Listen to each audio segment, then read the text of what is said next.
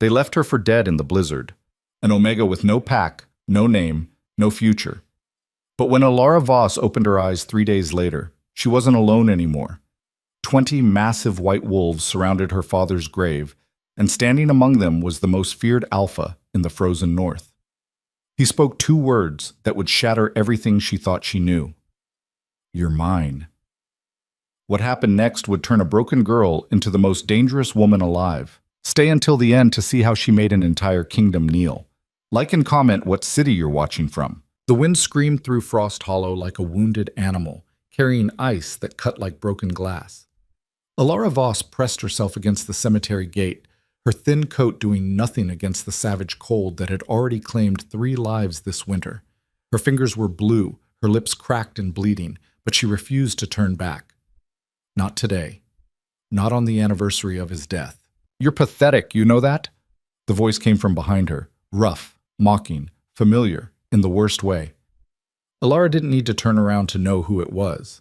Garrett, her pack leader's son, had been making her life hell since her father died 2 years ago.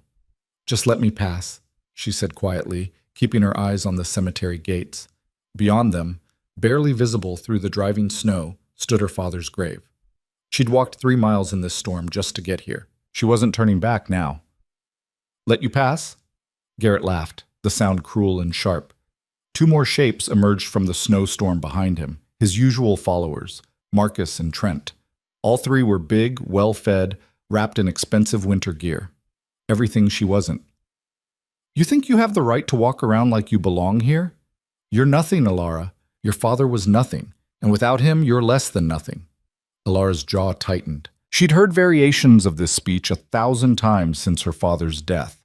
Ever since the pack elders had ruled his demise an accident, a fall during a winter hunt, they said. Case closed. No investigation needed, but Alara knew better. Her father had been the strongest tracker in 3 territories. He didn't just fall. Someone had made sure he fell. "I just want to visit his grave," she said, hating how her voice shook. Not from fear, from cold and exhaustion, and 2 years of barely surviving. "That's all. Then I'll go." "Go where?" Marcus sneered, stepping closer. "To that shithole shack at the edge of town? The one that's about to collapse? Or maybe she'll freeze to death before she gets there," Trent added. "Save us all the trouble." Garrett moved in front of her, blocking her path completely. At 6'4", he towered over her 5'5" frame. His eyes, cold and gray like dirty ice, looked her up and down with open disgust. "You know what your problem is, Omega? You don't know your place. Even after everything, you still think you matter. You still think you have rights." Alara's hands clenched into fists inside her threadbare gloves. She was an Omega, yes, the lowest rank in the pack hierarchy. But she was still a person. She still had a father who'd loved her, who'd taught her to track and hunt and survive, who told her she was worth something, no matter what the pack said. "My place," she said slowly, "is at my father's grave. And you're in my way." For a moment, genuine surprise flickered across Garrett's face. Then it hardened into something uglier. "You just made a mistake, little Omega." He reached for her, and Alara knew what came next. She'd been through it before. The shoving, the jeering, maybe worse if they were feeling particularly cruel. She could fight back, but that would only make things worse later. She could run, but they'd catch her easily. Or she could endure, like always, and hope they got bored quickly. But before Garrett's hand could close on her shoulder, something changed. The wind stopped. Not gradually. It just ceased, like someone had thrown a switch. The howling died to nothing. The snow hung suspended in the air for a heartbeat, and then fell straight down in an eerie, silent curtain. Garrett froze, his hand still extended. Marcus and Trent had gone completely still. Even through the cold that was slowly killing her, Alara felt it, a presence that made every instinct in her body scream danger. "What?" Marcus started to say. Then they appeared. One moment the cemetery was empty except for headstones and snow. The next there were wolves, massive, white as the storm itself, with eyes that gleamed like cold blue fire. They materialized from the blizzard as if they'd been carved from it, silent and utterly motionless. Alara counted them without thinking, her father's training kicking in automatically. 20 wolves, each one easily twice the size of any normal pack wolf, and they weren't approaching or circling or showing any normal wolf behavior. They were simply standing there, waiting. "Holy shit," Trent whispered.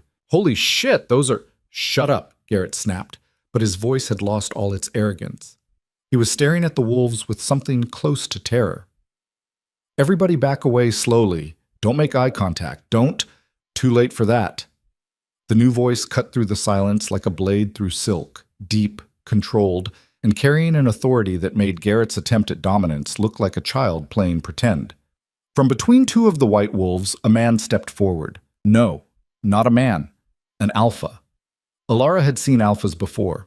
Her pack leader, Thomas Garrett, father of the asshole currently trying not to piss himself in front of her, was an alpha. She'd met visiting alphas from other territories. She knew what they looked like, how they moved, the weight of presence they carried. This was something else entirely.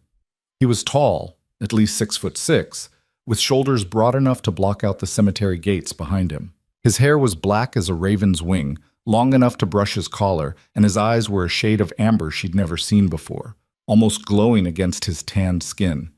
He wore a long coat of dark fur that probably cost more than every building in Frost Hollow combined, and underneath it she could see weapons, knives, at least, maybe more. But it wasn't his size or his gear that froze everyone in place. It was the sheer force of his presence. Standing there among his wolves, he radiated power like a furnace radiated heat. Alara could feel it pressing against her skin, making it hard to breathe, hard to think. This was an alpha who could crush their entire pack without breaking a sweat. "I asked a question," the stranger said, his amber eyes fixed on Garrett. "Is it too late for you to learn respect? Or should I teach you?" Garrett's face had gone pale. "We didn't know. We weren't. This is pack territory. You have no right." "I have every right." The stranger's voice dropped even lower, and somehow that made it more terrifying. "But if you want to challenge that claim, please continue talking." Garrett's mouth snapped shut. Marcus and Trent had already started backing away, their earlier bravado completely evaporated.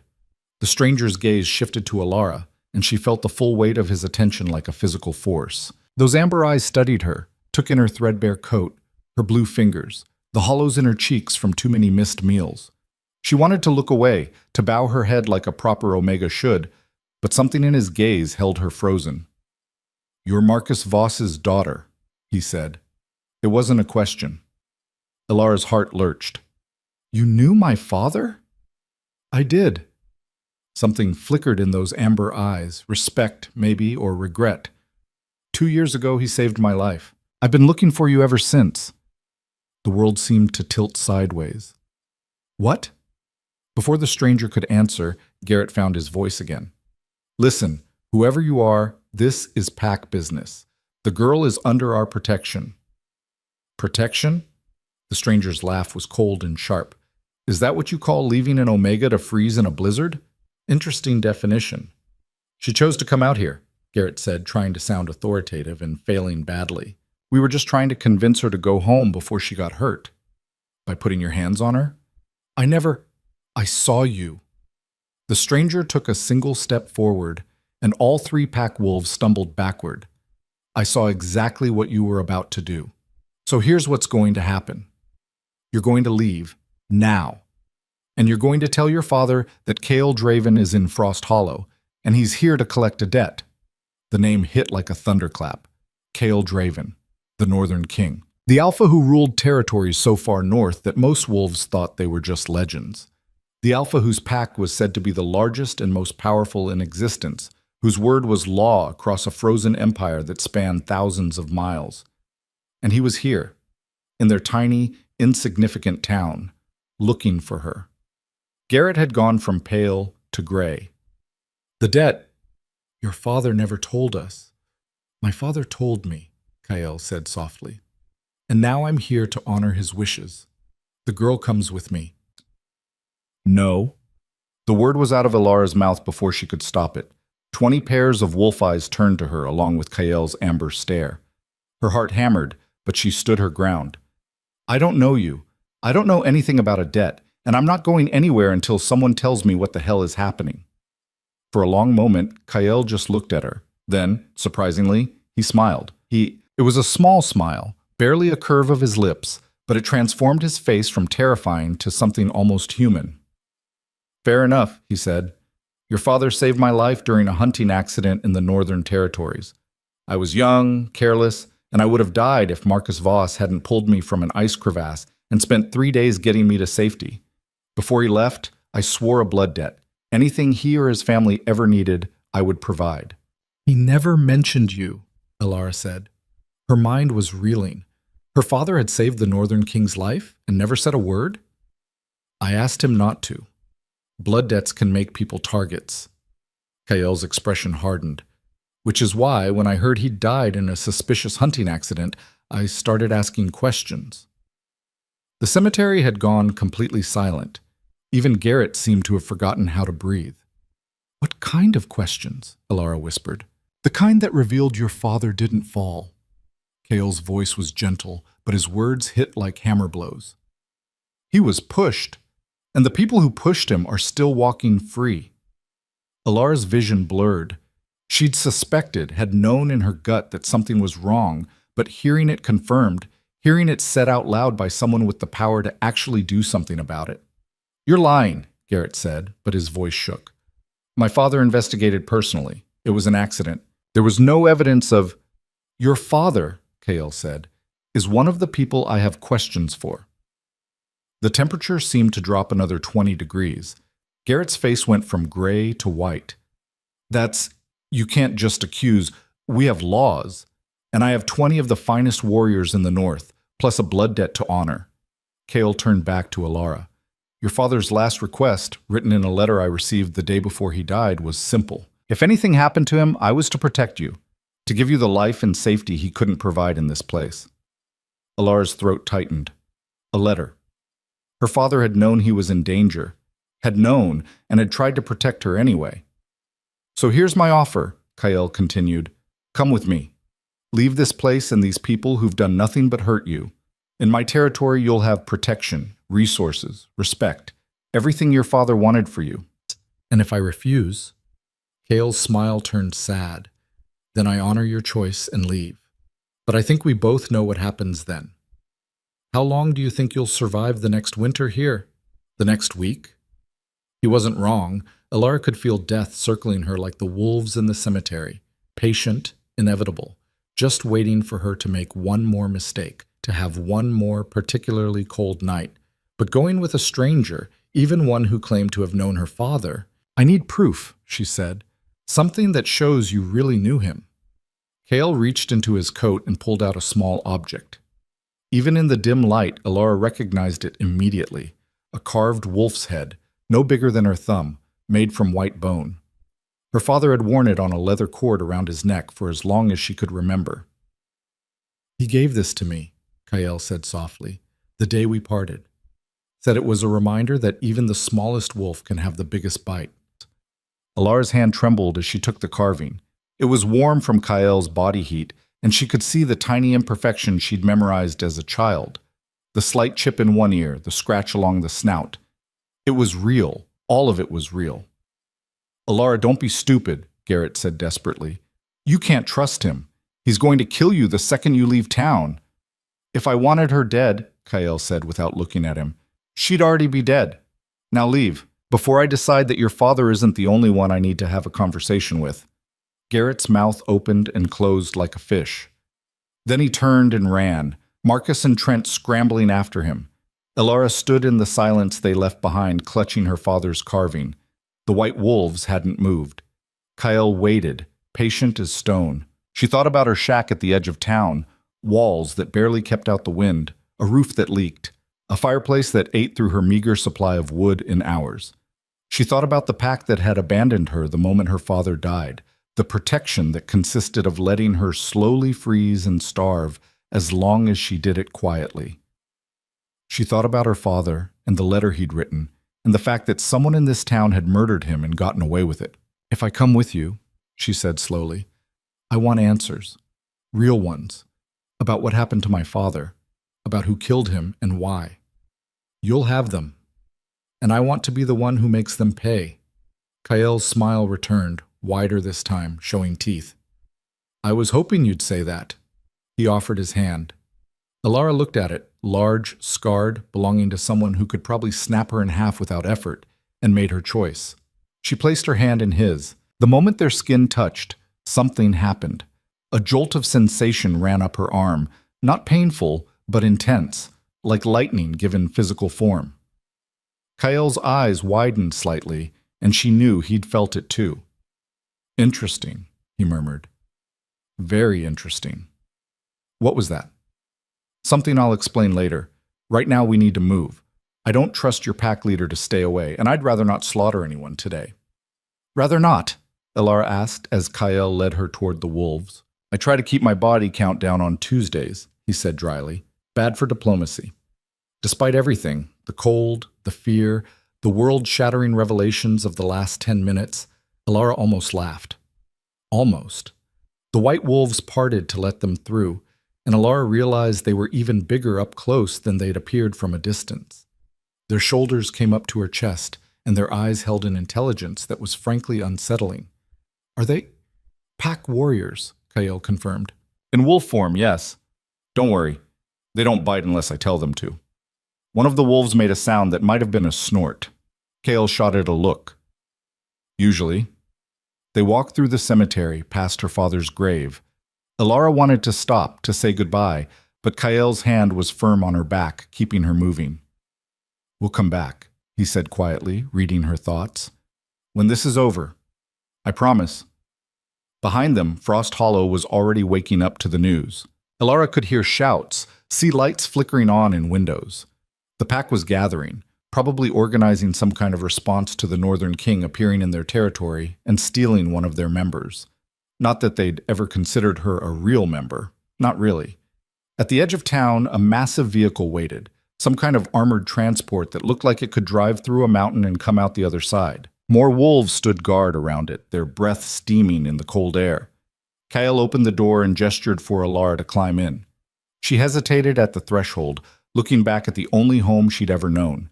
It had been cruel to her, had taken everything she loved and ground it into dust beneath indifferent heels, but it was still all she knew. "Last chance," Kael said softly. "Once we leave, there's no going back." "Are you sure?" Elara thought about her father's grave, standing alone in the snow.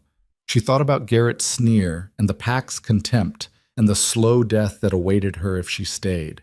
And she thought about the carved wolf in her pocket and her father's words. Even the smallest wolf can have the biggest bite. "I'm sure," she said, and climbed into the vehicle. The interior was warm, blessedly, impossibly warm. Elara sank into the leather seat and felt heat seep into her frozen bones for the first time in months. Kael slid in beside her, and the wolves began climbing into the back compartment, shifting into human form as they did. Elara caught glimpses of them, men and women, all tall and strong and armed to the teeth. This was really happening. She was leaving with the Northern King and his pack of warriors, heading into territory she'd only heard about in stories. The vehicle began to move, its heavy tires crunching through snow. Elara watched through the window as Frost Hollow disappeared behind them, swallowed by the blizzard that had started up again the moment they'd left the cemetery. "Here," Kael said, pressing something warm into her hands. A thermos of some kind of soup, actual soup, with chunks of meat and vegetables. "You need to eat. You're half starved." Elara wanted to protest, to say she was fine, but her stomach betrayed her with a loud growl. Kael's expression softened. "It's not charity," he said. "It's debt repayment. Your father saved my life. The least I can do is keep his daughter from collapsing from hunger." Elara drank the soup. It was the best thing she'd tasted in 2 years.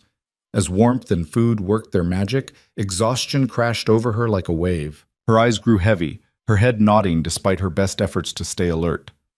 "Sleep," Kael said. "We have a long journey ahead. I'll wake you when we reach the border." "The border to what?" Elara managed to ask. Kael's smile was sharp and wild. "To the real north, little Omega. To a place where the strong survive and the weak become legends." Elara wanted to ask what that meant, but sleep was already pulling her under. Her last conscious thought was that she'd made a terrible mistake, or the best decision of her life. She wouldn't know which until it was far too late to matter. Whoa. The vehicle traveled through the night and into the next day, climbing higher into mountains that Alara had only seen from a distance. When she woke, it was to find herself covered in a thick fur blanket, with Kael still sitting beside her, reading something on a tablet. "How long was I asleep?" she asked, her voice rough. 18 hours. Alara sat up abruptly, and immediately regretted it as her head spun. Kael steadied her with one hand, the other offering her a bottle of water. "Easy. You were exhausted. Your body needed the rest." Alara drank the water and looked out the window. The landscape had changed completely. Gone were the gentle hills and sparse forests of her home territory. Instead, massive peaks of stone and ice rose on all sides, their tops lost in clouds. Snow here wasn't the soft white blanket she knew. It was hard-packed and ancient, carved by wind into strange shapes. "Where are we?" "The frozen reach," Kael said. "My territory. We'll arrive at the stronghold by sunset." "Stronghold? My home. It's impressive." That turned out to be an understatement. As the sun began to set, painting the snow in shades of gold and crimson, they rounded a curve and Alara saw it. The stronghold was built into the mountain itself, a massive structure of stone and ice that looked like it had grown from the peak rather than been constructed. Towers rose hundreds of feet into the air, connected by bridges that seemed impossibly delicate. Lights blazed from thousands of windows, and Alara could see figures moving along the walls, guards probably, or warriors. It was easily 10 times the size of all of Frost Hollow. Alara couldn't find words. "Home," Kael finished.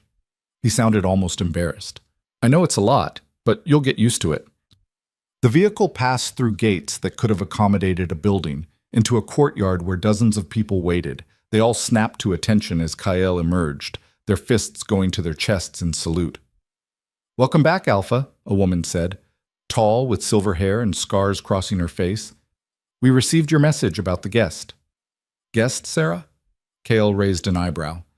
"Alara Voss is under my direct protection as repayment of a blood debt to her father. She's to be given quarters in the main tower, access to all facilities, and protection from anyone who even looks at her wrong. Spread the word." Sarah's eyes widened slightly, the first crack in her professional demeanor.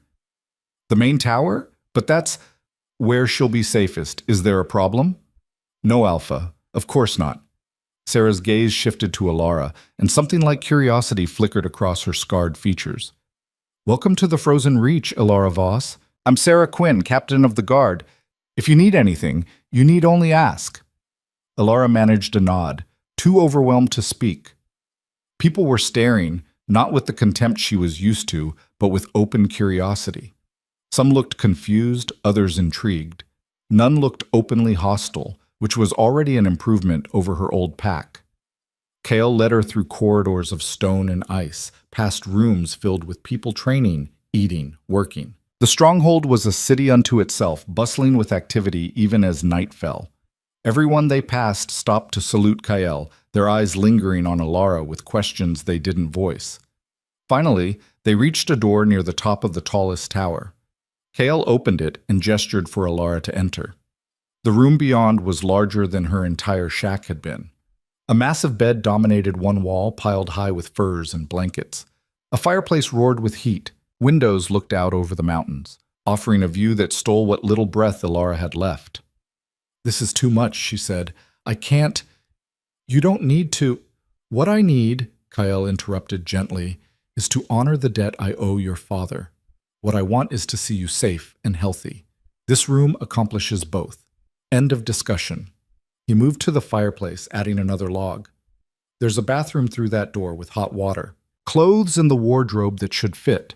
I had Sarah estimate your size. Food will be brought up in an hour. Tomorrow, we'll start going through your father's letter and the information I've gathered." Alara sank onto the edge of the bed, her mind still struggling to catch up.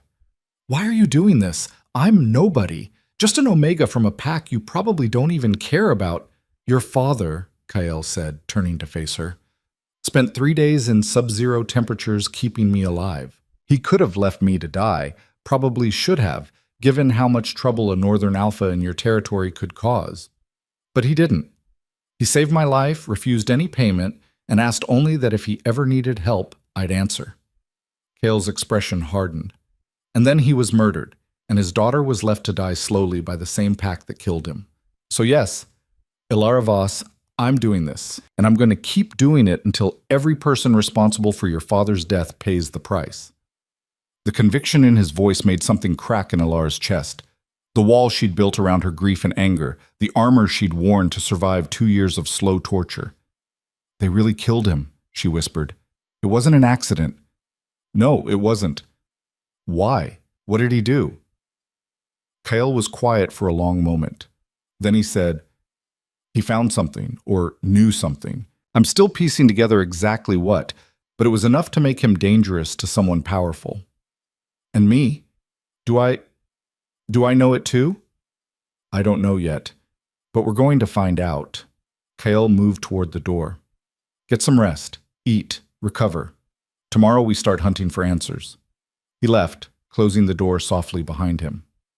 Ilara sat in the enormous room surrounded by more warmth and comfort than she'd known in years, and finally let herself cry. She cried for her father, for the life she'd lost, for the girl she'd been, who'd believed things would get better if she just endured. But mostly, she cried because for the first time since her father's death, she had hope.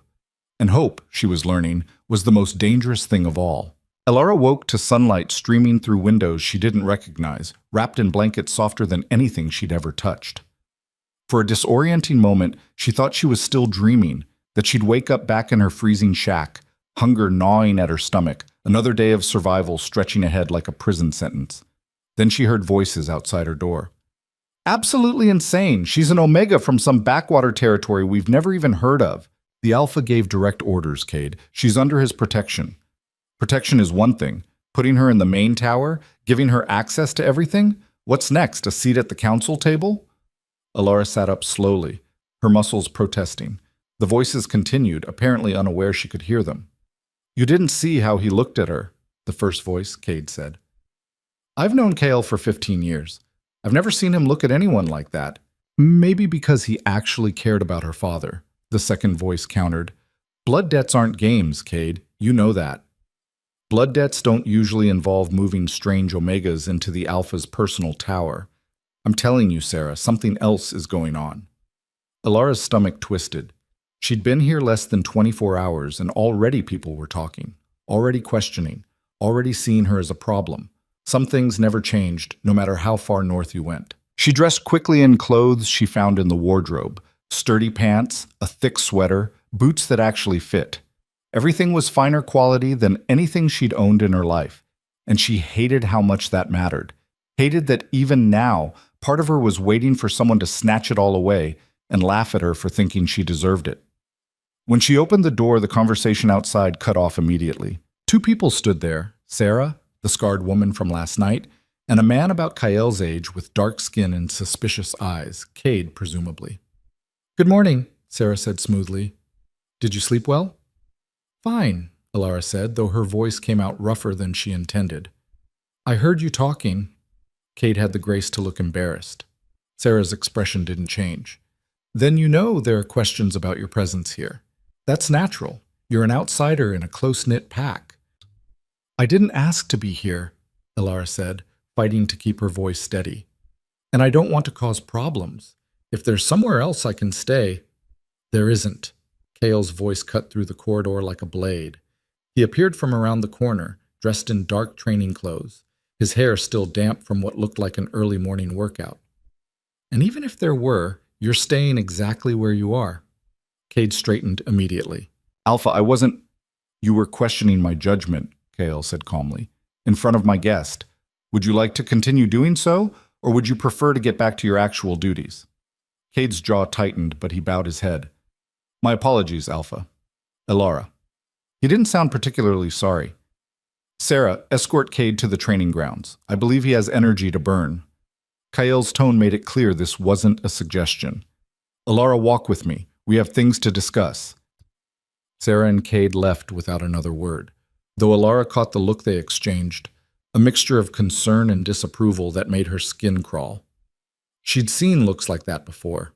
They always preceded something bad. Kael waited until they were gone before speaking. Ignore Cade. He's protective, and he doesn't trust easily. He'll come around. Will he? Alara fell into step beside Kael as they walked down the corridor. Because it sounded like he thinks I'm here to seduce you or steal Pack's secrets or something equally ridiculous. Are you? Alara stopped walking. What? Kael turned to face her, and his expression was completely serious. Are you here to seduce me or steal Pack's secrets? No, I'm here because you dragged me out of a blizzard and told me my father was murdered. Then Cade's concerns are irrelevant. Kael resumed walking.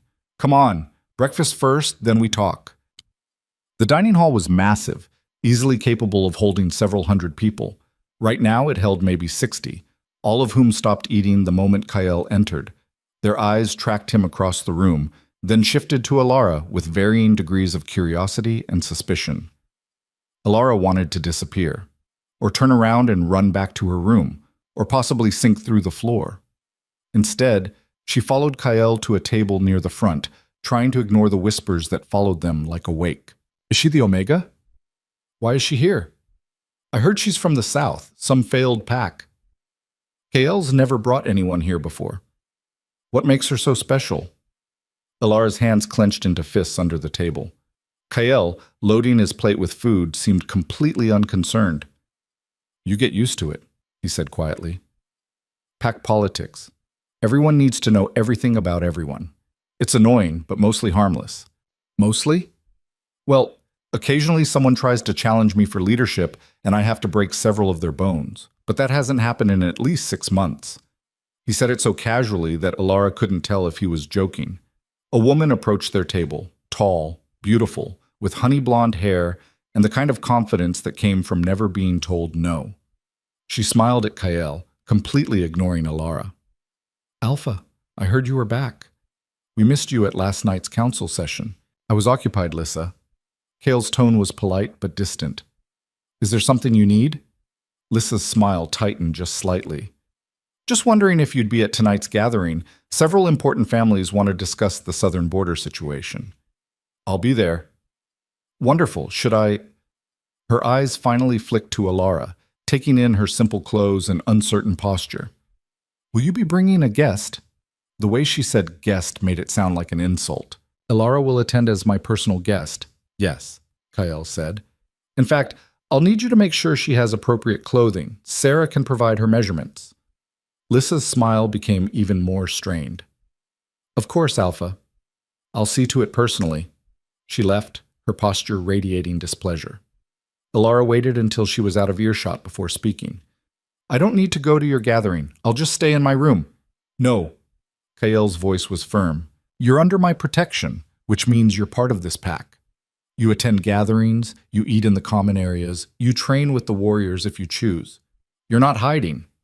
I'm not hiding. I'm trying not to make your life harder. Kael set down his fork and looked at her directly. My life became harder the moment I swore a blood debt to your father, and I'd do it again in a heartbeat, because Marcus Voss was one of the finest men I've ever known. His daughter deserves the same respect, and anyone who has a problem with that can take it up with me directly. The intensity in his voice made something warm and dangerous unfold in Alara's chest. She looked away before he could see whatever was showing on her face. They ate in silence for a few minutes before Kael spoke again. After breakfast, I need to show you something. Something your father left for you. Alara's head snapped up. What? In his letter, he mentioned that if anything happened to him, I should give you something he'd entrusted to me. Kael stood, picking up his plate. Finish eating. Meet me in my study in 20 minutes. Top of the tower. Door with the wolf carving. He left before Alara could ask any of the 1,000 questions exploding in her mind. 20 minutes later, she stood in front of a massive door carved with an intricate wolf design, its eyes inlaid with what looked like amber. She knocked, feeling ridiculous and nervous and angry all at once. Come in. Kael's study was exactly what she'd expected. Large, austere, filled with books and maps and weapons mounted on the walls. A massive desk dominated one end, covered in papers and tablets. Windows offered a panoramic view of the frozen mountains. Kael stood by one of the windows, holding a small wooden box. When he turned to face her, his expression was grave. Before I give this to you, you need to understand something. Your father knew he was in danger. He knew someone was coming for him. and he knew why. Ilara's mouth went dry. What did he know? That's what we're going to find out. Kael crossed the room and handed her the box. He gave this to me 2 years and 3 days ago, during his last visit north. He said if he died, I was to keep you safe and give you this. He said you'd know what to do with it. Ilara's hands shook as she took the box. It was made of dark wood, carved with symbols she didn't recognize. No lock, just a simple latch. She opened it. Inside was a single object, a small glass vial filled with silvery liquid that seemed to glow with its own light. Wrapped around it was a piece of paper, covered in her father's handwriting. Ilara unfolded the paper with trembling fingers and read, Ilara, if you're reading this, I'm gone. I'm sorry. I tried to protect you from this, but some secrets are bigger than one man's life. The vial contains what they've been searching for, what I've been hiding. It's encoded information, bloodline records, territorial claims, and proof of crimes that go back 3 generations. The people who run the wolf territories, the councils and the alphas, they've built their power on lies, on erasing certain bloodlines and elevating others. Your bloodline, Ilara. Our bloodline. We're not from some nobody pack in the south. We're descendants of the original northern rulers, the ones who were overthrown and scattered 200 years ago. The vial proves it. It contains genetic markers that only our line carries. They killed your mother when they found out she was pregnant with you. They would have killed us both if I hadn't run. I've been hiding ever since, but they finally found me. Give the vial to Kael Draven. He's one of the few alphas I trust. He'll know what to do with it, and he'll keep you safe. I love you.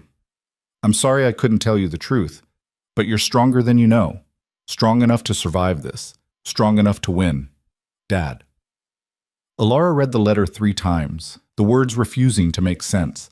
Descendants of northern rulers, her mother killed, everything she knew about her family, about herself, was a lie? Breathe, Kael said softly. He was beside her suddenly, one hand on her shoulder, steadying her. I know it's a lot. A lot? Ilara's voice cracked. My father just told me everything about my life is a lie. That I'm, what, secret royalty? That's insane. That's completely true, Kael said quietly. I've been researching your bloodline since I got his letter. Your father wasn't lying, Ilara. You're a direct descendant of the Voss dynasty, the family that ruled the northern territories before the Great Purge. The Great Purge? 200 years ago, a coalition of alphas decided they didn't want to answer to a royal family anymore. They staged a coup, killed everyone they could find with Voss blood, and rewrote history to make it look like the dynasty had died out naturally. Kael's expression was grim. But clearly, some escaped, including your ancestors. Ilara looked down at the vial in her shaking hands. And this proves it? If it contains what your father said, yes. It's genetic proof, probably combined with historical records, enough to challenge the legitimacy of every major alpha family currently in power. So they killed him for it. Yes. Ilara's vision blurred with tears. She'd known her father was murdered, but knowing why, knowing he died protecting her, protecting this secret. Who? She asked, her voice hard. Who gave the order? That's what we need to find out. The vial is encoded. It needs to be analyzed by someone with the right equipment and knowledge. Someone we can trust absolutely. Kael hesitated. And there's something else, something your father mentioned in his letter to me. What? He said the genetic markers your family carries do more than prove bloodline. They confer certain abilities, particularly in carriers who manifest as Omega. Ilara's heart began to pound. What kind of abilities? He didn't specify, just said I'd know them when I saw them. Kael's amber eyes studied her intently. Have you ever experienced anything unusual? Power surges? Healing faster than normal? Sensing things you shouldn't be able to sense? Ilara thought back over her life. She'd always been good at tracking, at reading situations, at knowing when danger was near. But she'd assumed that was just training from her father, not... Wait. The wolves, she said slowly. Yesterday, in the cemetery, when your wolves appeared, I counted them. I knew exactly how many there were without thinking about it. And I could feel their positions, even the ones I couldn't see directly. Kale's expression sharpened. What else? Sometimes I know things. Not like visions, just certainties. Like yesterday, when Garrett was going to grab me. I knew exactly where his hand was going to go before he moved. Combat precognition, Kale murmured. That's a royal trait, rare even among the old bloodlines. But I'm an Omega. Omegas don't have power. Omegas in modern pack structure don't have power because they've been systematically suppressed for 2 centuries, Kyle corrected. In the old system, Omegas were considered sacred. They were peacekeepers, healers, strategists. The fact that you present as Omega with royal blood. He shook his head. If the old families knew what you were, they wouldn't just kill you. They'd start a war over who got to claim you. Alara felt sick. So what do? We find someone who can decode the vial. We get proof of everything your father claimed. And then, Kale's smile was sharp and cold. We burn down everyone who killed him. Before Alara could respond, the door to the study burst open. Sarah stood there, her face pale. Alpha, we have a problem. A big one. Kale was on his feet instantly. What happened? Delegates from Frost Hollow just arrived at the gates. 3 of them, including their pack leader. Sarah's eyes cut to Alara. They're demanding her return. The bottom dropped out of Alara's stomach. Thomas Garrett is here? With 2 council members and a squad of enforcers. Sarah's hand rested on the knife at her belt. They're claiming you were taken against your will, and that the Northern King has no authority over wolves from southern territories. Kale's expression went completely blank, which somehow made him more terrifying than if he'd shown anger. They're claiming I kidnapped her? They're demanding a formal hearing before the Territorial Council, saying that blood debts don't supersede pack law and that an Omega can't consent to leaving pack protection without council approval. That's bullshit, Alara said, anger flaring hot in her chest. I chose to leave. I went willingly. They'll claim you were coerced, Sarah said, frightened by the Alpha's power, unable to make a free choice. It's standard procedure when packs want to reclaim members. Members they never gave a damn about until someone else wanted them, Kale said softly. Then louder. Where are the delegates now? Waiting in the formal receiving hall. I put extra guards on them, just in case. Good. Tell them I'll see them in 1 hour. Kale turned to Alara. This is going to get ugly. Thomas Garrett didn't come all this way just to politely ask for you back. He wants something else. The vial, Alara said, understanding clicking into place. He knows, or suspects, that's why he killed my father. Probably, which means we need to be very, very careful about what we say and do next. Kale moved to his desk, pulling out papers. Sarah, I want every warrior on alert. No one enters or leaves the stronghold without my direct approval. And get me everything we have on Frost Hollow's pack leadership. Every scandal, every questionable decision, every debt. You're going to fight them? Sarah asked. I'm going to destroy them, Kyle said calmly. But first, I'm going to give them a chance to destroy themselves. Sarah left to carry out orders. Kale turned to Alara, and his expression softened just slightly. I need you to trust me. Can you do that? Alara thought about her father's letter, about the vial in her pocket, about 2 years of suffering under Thomas Garrett's rule. She thought about Kyle pulling her from the blizzard, giving her shelter, promising vengeance for her father's murder. Yes, she said, I trust you. Good, because what I'm about to do is going to look insane.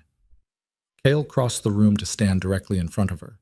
In about 30 seconds, I'm going to claim you publicly as my mate. It's the only way to override pack law and make sure they can't take you back. Alara's brain stuttered to a halt. Your what? Mate. Partner.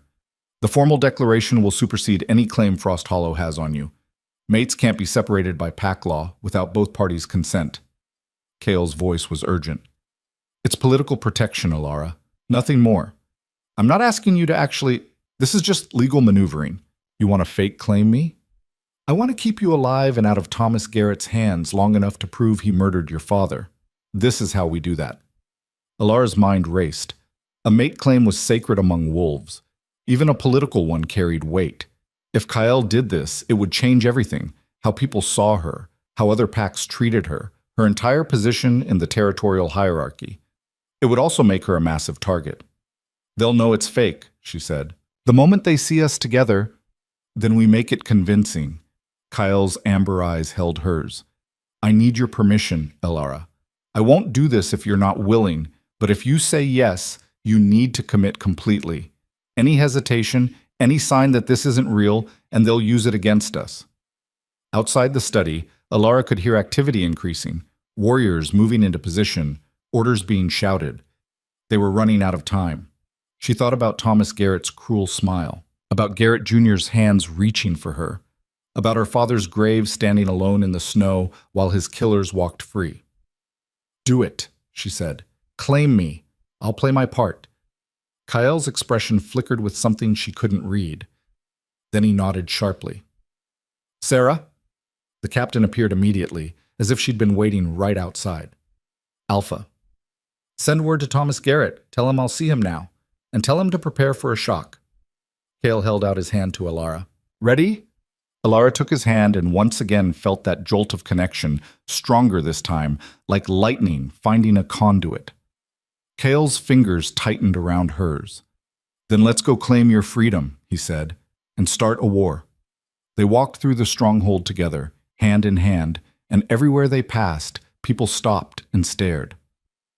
By the time they reached the formal receiving hall, half the pack was following them, drawn by instinct or gossip or the electric tension in the air. The doors to the hall swung open, revealing Thomas Garrett and his delegation waiting inside. The Frost Hollow pack leader looked exactly as Elara remembered, big, brutal, with eyes like chips of dirty ice. He smiled when he saw her, the expression predatory. Elara Voss, it's good to see you safe. We've been so worried. I'm sure you have, Kyle said, his voice cutting through the false warmth like a knife. Worried enough to let her slowly freeze to death for 2 years? Thomas's smile didn't waver. You've been misinformed about our pack dynamics, Alpha Draven. Elara was well cared for. She was starving. Kyle's voice went cold. Living in a shack with holes in the roof. Eating maybe 1 meal every 2 days. That's your definition of care. She had options. She chose to live separately from the pack proper. She had no options, and you know it. Cale took a step forward, and the temperature in the room seemed to drop. But we're not here to debate your failures as a pack leader. We're here to address your claim that I've taken her against her will. Have you not? Thomas asked. Elara, dear, did you truly choose to leave with this man? Or were you frightened, coerced? You can tell us the truth. We'll protect you. It was perfectly done. The concerned tone, the gentle phrasing. If Elara hadn't known better, she might have almost believed he cared. She stepped forward, pulling her hand from Kyle's, and watched Thomas's smile widen. He thought she was going to accept his offer, thought she was going to run back to the pack that had tortured her for 2 years. You want the truth? She said clearly. Here it is. Cale Draven saved my life. You and your pack left me to die. I chose to leave with him, and I'd make the same choice 1,000 times over. Thomas's smile froze. Elara, you don't understand what you're saying, Jure. I understand perfectly. I also understand that you killed my father, and I'm going to prove it. The room exploded into shocked whispers. Thomas's face went purple. That's slander! Your father died in an accident. He was murdered, and you know it. Elara's voice rang out, clear and strong. But that's not the reason I'm never going back to Frost Hollow. The reason is simple. She turned to Kyle, who was watching her with those unreadable amber eyes. This was it, the moment that would change everything. I'm staying, she said, because Cale Draven has claimed me as his mate, and I've accepted. For a heartbeat, the hall was absolutely silent. Then chaos erupted, shouts of shock, disbelief, anger. Thomas Garrett looked like he'd been punched in the face. Cale moved to Elara's side, his hand settling possessively on her lower back. The gesture was subtle but unmistakable. She's mine now, he said, his voice carrying over the noise. Under territorial law, under pack law, under every law that matters. If you have a problem with that, Thomas Garrett, you can take it up with me, directly. Thomas's hands clenched into fists. You can't just... This is manipulation. She's an Omega. She doesn't have the authority to make this kind of decision without pack approval. She has every authority, Kyle said coldly. And if you're suggesting that Omegas aren't capable of choosing their own mates, I'd be very interested to hear your reasoning. I'm sure the Territorial Council would be fascinated as well. It was a perfect trap. If Thomas argued that Alara couldn't consent, he'd be admitting that Frost Hollow had been treating her as less than a full pack member, which would open them up to all kinds of legal challenges. If he backed down, he lost his claim on her entirely. Thomas's jaw worked, but no sound came out. Finally, he managed, "This isn't over." "It is," Kael said. "Leave my territory. Now. And if you ever come near my mate again, I'll take it as a declaration of war." The threat hung in the air, absolute and undeniable. Thomas stared at Alara, and for just a moment she saw pure hatred in his eyes. Then he turned and stalked from the hall, his delegation scrambling to follow. The moment they were gone, Alara's knees nearly buckled. Kael's arm tightened around her waist, holding her up. "Easy," he murmured. "You did perfectly, absolutely perfectly." Around them, the pack was still in chaos, some celebrating, some arguing, all of them talking at once. Alara barely heard any of it. She was too focused on the warmth of Kael's hand on her back, the solid strength of him beside her, and the terrifying realization of what they'd just done. She was mated to the Northern King. Fake or not, the claim had been made publicly. There was no taking it back now. And Thomas Garrett's expression as he'd left promised that this was only the beginning. Whatever came next, it was going to be bloody. The celebration lasted less than an hour before the first assassination attempt. Alara was in her room trying to process everything that had happened when the window exploded inward. Glass shattered across the floor as a figure dressed entirely in black dropped through, a curved blade already in motion toward her throat. Training she didn't know she had took over.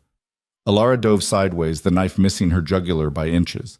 She rolled, came up on her feet, and found herself facing a professional killer whose eyes showed no emotion whatsoever.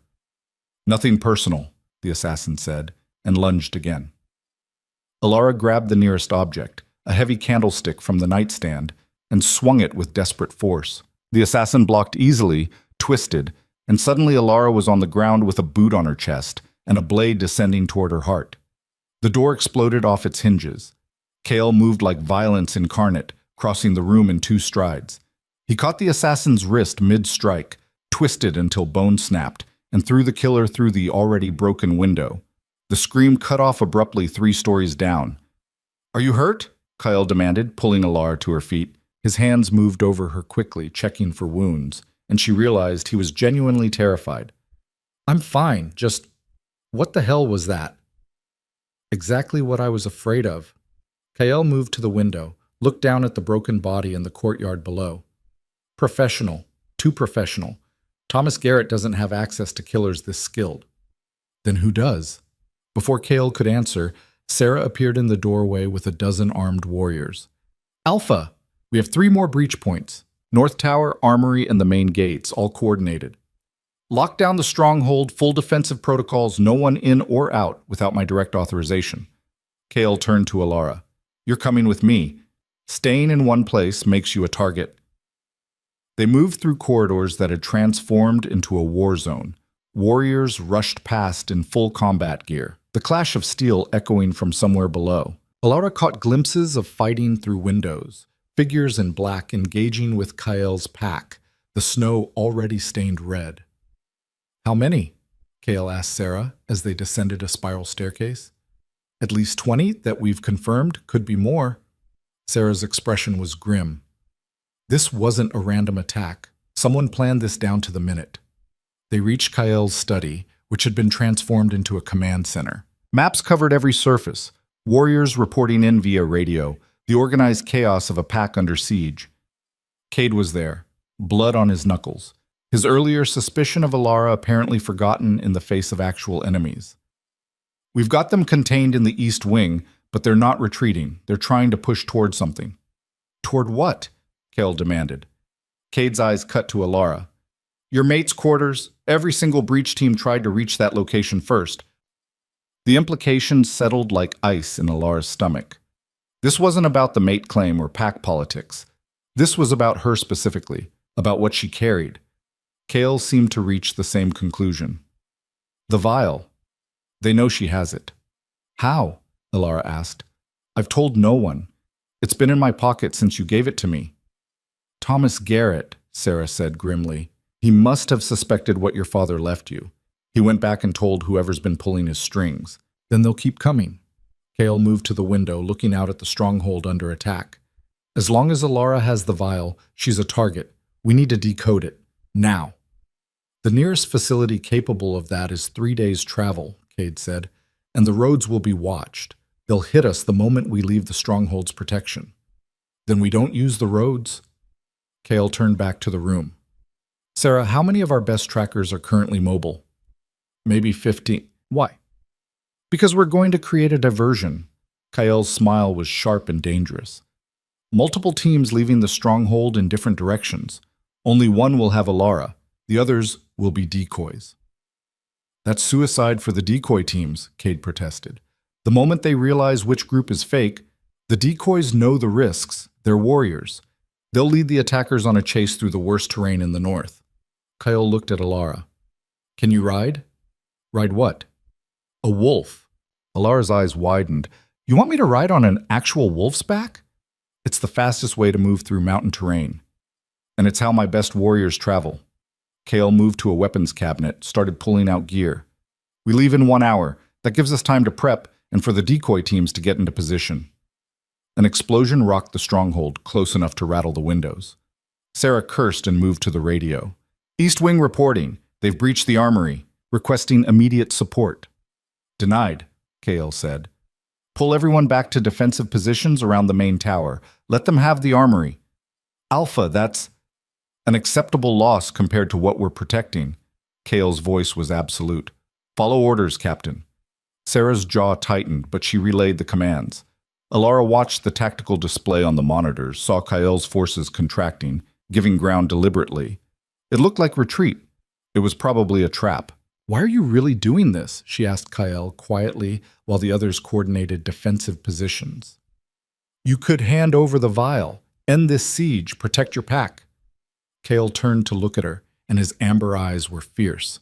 Your father saved my life. That debt isn't cleared by giving his killers what they want. And beyond that? He stepped closer. The information in that vial could change everything. The balance of power, the territorial hierarchy, centuries of lies. If what your father claimed is true, you're not just some random Omega. You're a threat to every corrupt Alpha who's built their authority on falsified bloodlines. So this is about politics? This is about justice, and about making sure the people who killed a good man pay the price. Kael's hand came up, cupped her face gently. But mostly, it's about keeping you alive. Because fake mate claim or not, I meant what I said. You're under my protection. Anyone who wants to hurt you goes through me first. The sincerity in his voice made something crack in Alara's carefully maintained armor. She'd spent 2 years learning not to trust anyone, not to hope for anything. And here was this powerful Alpha, risking everything for a debt to a dead man and a woman he barely knew. I don't understand you, she whispered. Good, Kael said, his thumb brushing across her cheekbone. That makes 2 of us. Another explosion, closer this time. The lights flickered. Time's up, Sarah said. If we're doing this, we need to move now. What followed was controlled chaos. Alara was fitted with winter gear designed for high-speed travel, lightweight but insulated, with weapons she barely knew how to use strapped to her body. Around her, warriors prepared with grim efficiency, each team moving out at staggered intervals. In the courtyard, massive wolves waited, not the white ones from the cemetery, but darker, built for speed and endurance. The one designated for Alara was black as midnight, with intelligent green eyes that studied her with what looked disturbingly like calculation. His name is Shadow, Kael said, running a hand along the wolf's flank. He's one of our fastest. He'll keep you safe. And you? Alara asked, looking at the equally massive gray wolf standing beside Kael. I'll be right beside you. Kael swung up onto the gray wolf's back with practiced ease. Storm and Shadow have been running together since they were pups. They know how to coordinate. Alara approached Shadow with considerably less confidence. The wolf lowered himself to make mounting easier, but she still needed Sarah's help to get properly settled. The moment she was in position, Shadow rose to his full height, and Alara grabbed fistfuls of fur to keep from falling off. Don't worry, Cade called from across the courtyard. mounted on a rust-colored wolf. Only about 30% of first-time riders fall off. That's not comforting, Elara shouted back. Kyle maneuvered Storm beside her. Lean forward into his movement. Let your body follow his rhythm and hold on tight. How tight is...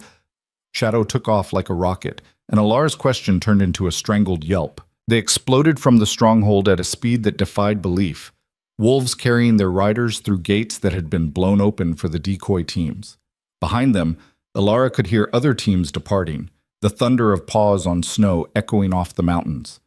The attackers responded immediately. Figures in black emerged from hiding spots, some on wolves of their own, others on motorized sleds designed for snow terrain. They split to pursue different teams, exactly as Kyle had predicted. "How many following us?" Kyle called to Sarah, who rode a white wolf on his other side. "At least 6. Maybe more behind them." "Perfect. Let them commit." Kyle leaned forward, and Storm increased speed even further. Shadow matched him effortlessly, and Elara discovered that if she stopped fighting the motion and just moved with it, the ride became almost natural. Almost. They climbed higher into the mountains, following paths that seemed impossible.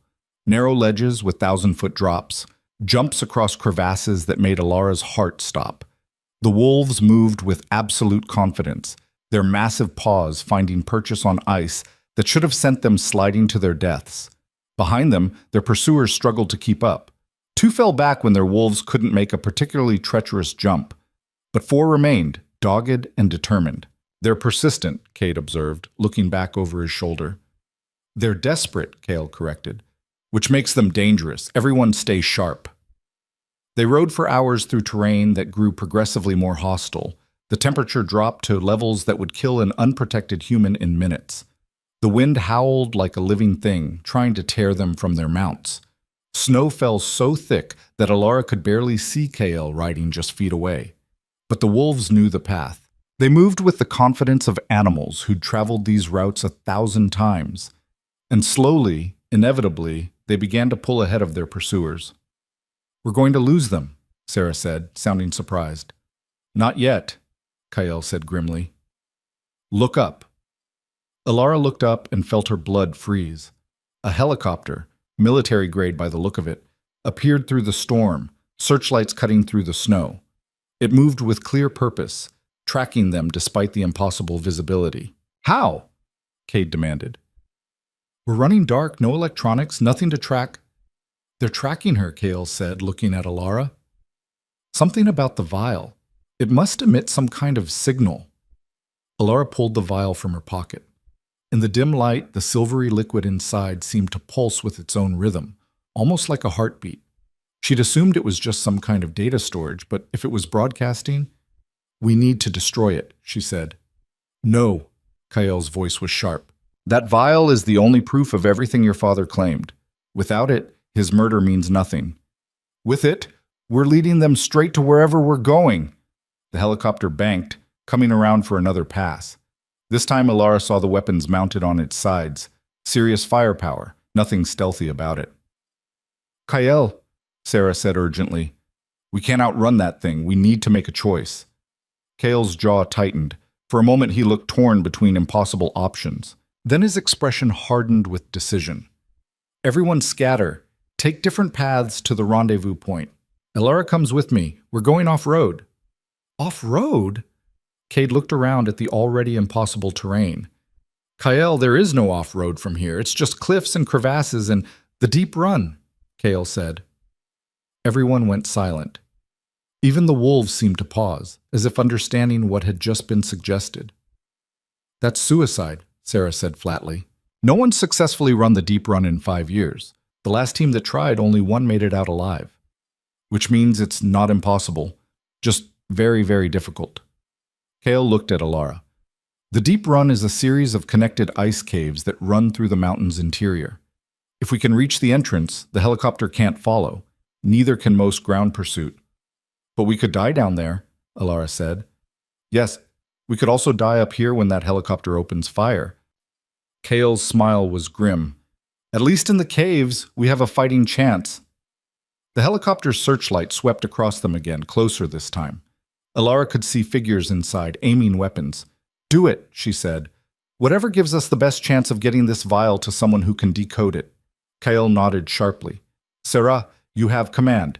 Get everyone to the rendezvous. If we're not there in 48 hours, you'll be there, Sarah interrupted, because you're too stubborn to die in some ice cave. Accurate assessment. Kael turned Storm toward a cliff face that looked utterly impassable. Ready, Alara? Absolutely not. Good enough. Shadow, with me. The two wolves launched forward, and suddenly they were dropping, not falling, but descending at an angle so steep it might as well have been free fall. Alara screamed, couldn't help it, and then they hit a slope of pure ice and started sliding. Behind them, the helicopter tried to follow, its searchlight tracking their descent, but the mountain had other ideas. A gust of wind caught the aircraft, slammed it sideways into a cliff face. The explosion lit up the night, debris raining down around them as Kael and the wolves navigated a path that seemed to exist only in Kael's mind. They hit bottom hard, the wolves absorbing the impact with flexed legs. Before Alara could catch her breath, they were moving again, racing toward what looked like a crack in the mountainside, barely wide enough for the wolves to fit through. Hold on, Kael shouted, and then they plunged into absolute darkness. The deep run was exactly as advertised, a nightmare of ice tunnels that twisted through the mountain's core like the burrows of some massive creature. The wolves' paws found purchase on ice so smooth it looked like glass, their enhanced vision navigating turns that came too fast for human eyes to track. Alara pressed herself flat against Shadow's back, trusting the wolf completely because she had no other choice. The darkness was absolute, broken only by brief glimpses of phosphorescent ice that lined some tunnels, giving them an eerie underwater quality. Time became meaningless. They could have been running for minutes or hours. All Alara knew was cold and darkness, and the sound of their breathing echoing off ice walls. Then, without warning, Shadow stopped. "What is it?" Alara whispered, but the wolf's low growl silenced her. Kael brought Storm alongside them, his hand coming up in a gesture for silence.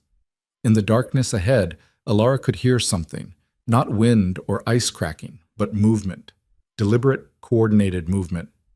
"They beat us here," Kael said quietly. Somehow, they knew about the deep run. "They were waiting." "That's impossible. Even I didn't know we were coming here until you decided." "Unless someone in my pack told them." Kael's voice was flat. "A traitor. Someone who knew about the deep run and predicted I'd use it." The implications settled like poison.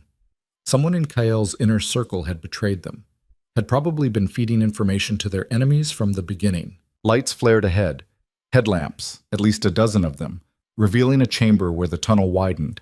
And standing in the center, surrounded by armed soldiers, was a figure Alara recognized from photographs in her father's belongings. Councilwoman Miranda Cross, one of the highest-ranking members of the Territorial Council. A woman whose authority spanned multiple territories and whose word could make or break entire packs. She smiled when she saw them, the expression cold and triumphant. "Alpha Draven, how predictable. I told them you'd come this way." Miranda's voice echoed off the ice walls. "And you brought the girl. Even better." "Miranda."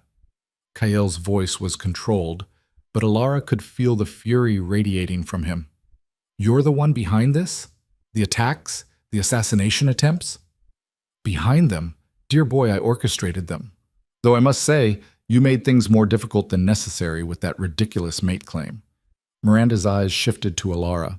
"Hello, little Voss. You look so much like your mother. She was beautiful too, right up until the moment we killed her." Rage exploded through Alara, hot and blinding. "You murdered my mother? And your father, and every other member of your wretched bloodline we could find." Miranda moved closer, her smile widening. "Did you really think we'd allow the Voss dynasty to rise again? That we'd risk everything we've built just because some dusty genetic records say you have royal blood?" "The vial proves more than bloodline," Kael said. "It proves that half the current Alpha families are illegitimate, that the Territorial Council's authority is based on fabricated claims." "Yes, which is why it can never be decoded." Miranda gestured, and her soldiers raised their weapons. "Give me the vial, girl. Last chance." Alara's hand closed around the vial in her pocket. She could feel it pulsing now, the rhythm increasing like a heartbeat, responding to stress. Strange warmth spread through her palm, up her arm, into her chest. "No," she said. Miranda's expression hardened. "Then you'll die like your parents. Soldiers." The world exploded, not outward, but inward. The warmth from the vial erupted through Alara's entire body. Not painful, but overwhelming. Power flooded her system, ancient and vast and absolutely terrifying. Her vision went white, then cleared to show something impossible. The vial had shattered in her hand, but instead of spilling on the ice, the liquid was absorbing into her skin, sinking through flesh and bone, writing itself directly into her DNA. And with it came knowledge. Not words or images, but pure understanding flooding her consciousness like a dam breaking. She wasn't just carrying proof of royal bloodline. She was the proof. The vial hadn't contained genetic information. It had contained the actual bloodline itself, dormant and preserved, waiting for the right host.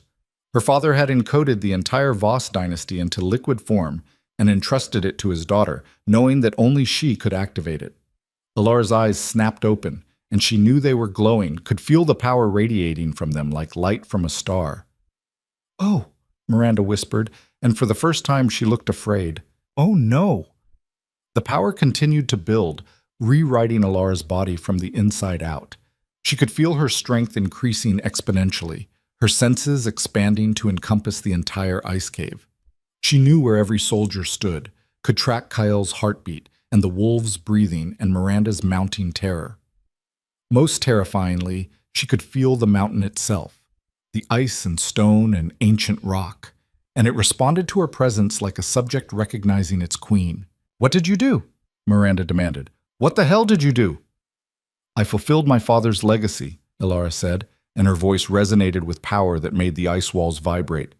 "The vial wasn't just evidence, it was an inheritance, and I just accepted it." She raised her hand, not entirely sure what she was doing, just following instinct written into her cells. The ice responded. Spikes erupted from the floor, from the walls, from the ceiling, targeting Miranda's soldiers with terrifying precision. Men screamed, weapons fired, but bullets ricocheted off ice that was suddenly harder than steel. In seconds, the cave had transformed into a forest of crystalline spears, each one positioned to kill.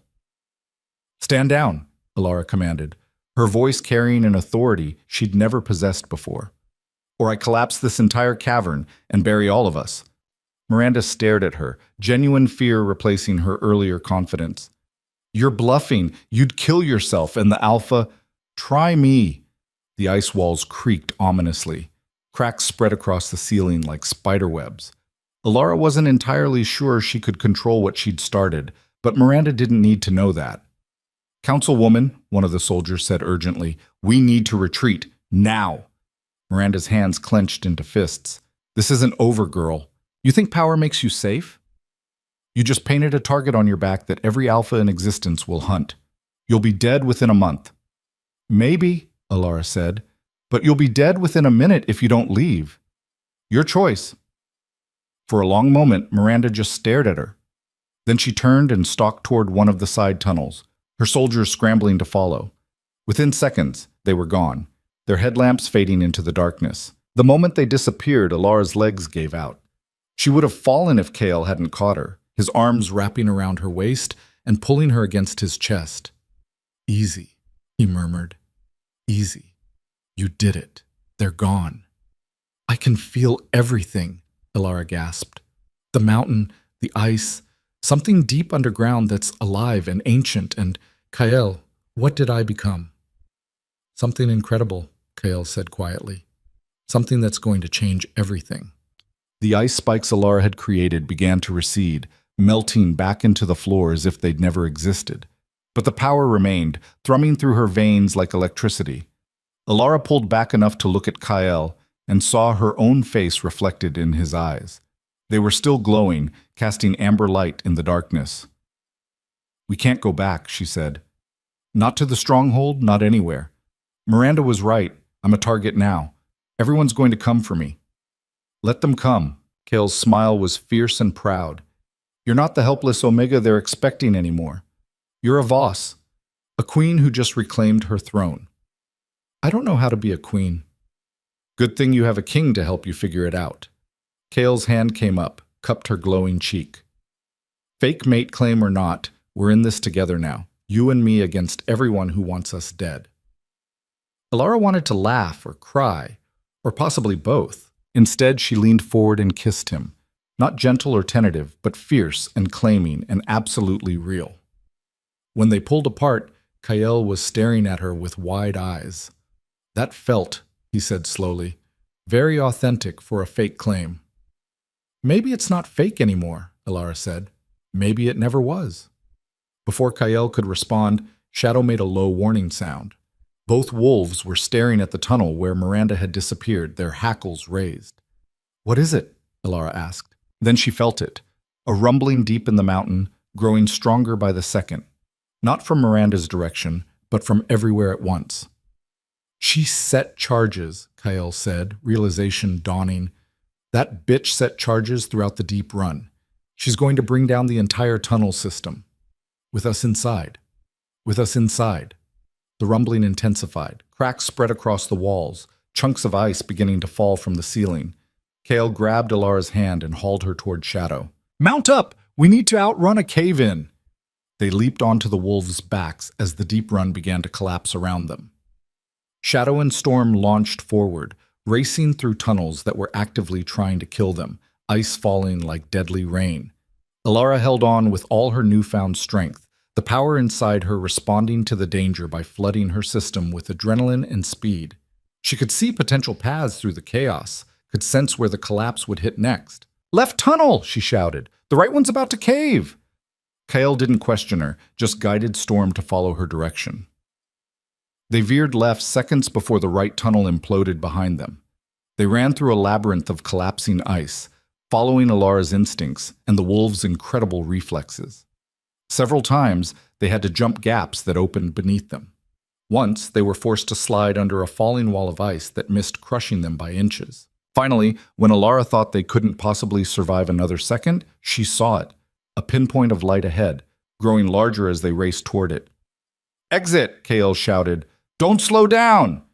They exploded from the mountain just as the entire deep run collapsed behind them, a massive plume of ice and snow erupting like a volcano. The wolves didn't stop, couldn't stop, their momentum carrying them down the mountainside in a barely controlled slide. They hit the bottom in a tumble of fur and bodies and snow, rolling until friction and gravity finally brought them to a stop. Alara lay on her back, staring up at the night sky, her whole body shaking from exertion and residual power and sheer disbelief that she was still alive. Beside her, Kael started laughing, not polite amusement, but genuine, uncontrolled laughter. We survived the deep run. We actually survived the deep run. Alara turned her head to look at him, saw blood on his face from a cut above his eyebrow, saw his eyes bright with exhilaration and terror, and something that looked disturbingly like pride. We survived, she agreed, then quieter. But Miranda's going to tell everyone what I am, what I can do. Kael's laughter faded. He sat up, pulled Alara up beside him. In the moonlight, her eyes were still faintly glowing. Let her tell them, he said. Let everyone know that the Voss dynasty isn't dead, that there's a queen in the north and she's done hiding. Shadow and Storm padded over, somehow uninjured despite the insane escape. They pressed against their riders, offering warmth and support. Alara looked back at the mountain where the deep run had been, now nothing but a pile of collapsed ice. Then she looked down at her hands, at the faint silver glow visible beneath her skin, the vial's contents now a permanent part of her. She thought about her father and the desperate gamble he'd made to preserve his bloodline. She thought about her mother, killed before Alara could even remember her. She thought about 2 years of suffering, of being cast aside and forgotten and treated as worthless. And she thought about the power now flowing through her veins, ancient and terrifying and absolutely unstoppable. Kael, she said quietly, what if I can't control this? What if I hurt people I don't mean to hurt? Then we'll figure it out together. Kael's hand found hers, threaded their fingers together. You're not alone anymore, Alara. For better or worse, you're stuck with me. Alara squeezed his hand, holding on to that promise like a lifeline. Because somewhere in the territories, Miranda Cross was already spreading the word, already turning every alpha, every council member, every power-hungry pack leader, against the girl who'd just reclaimed a throne they'd worked 2 centuries to destroy. The war was coming. It was inevitable now. And Alara Voss, former Omega, current queen, and the most dangerous woman in the North, would have to decide if she was ready to fight for a crown she'd never wanted in the first place. The safe house was nothing more than a hunter's cabin buried so deep in the wilderness that even most of Kael's pack didn't know it existed. Alara sat by the fireplace, watching silver light pulse beneath her skin in rhythm with her heartbeat, and tried not to think about how her entire existence had become a weapon pointed at the establishment. Kael was on the radio, his voice low and controlled as he coordinated with Sarah. "How many did we lose in the retreat?" 3 warriors confirmed dead, 7 injured, 2 critically. Sarah's voice crackled through the static. "But we got everyone else back to the stronghold. The decoy teams worked. Most of the pursuit went after them instead of you." "And the stronghold's defenses?" "Holding. But Kael, we're getting reports from the border territories. Miranda's telling everyone what happened in the caves, what Alara can do. The council is calling an emergency summit." Kael's jaw tightened. "When?" 3 days. They're demanding your presence, and hers." Sarah paused. "They're calling her an abomination, a genetic experiment that violates natural law. They want her turned over for examination and containment." Alara's hands clenched. Examination and containment. Pretty words for imprisonment and dissection. "Tell the council," Kael said coldly, "that they can examine my mate when they pry her from my dead hands, and not a moment before." "Kael, they're threatening sanctions, trade embargoes. They're talking about declaring you a rogue alpha if you don't comply."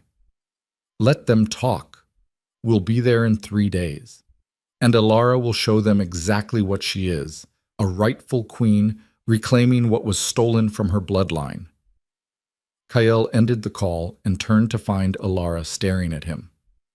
"A summit? You want to walk into a room full of the people who murdered my family?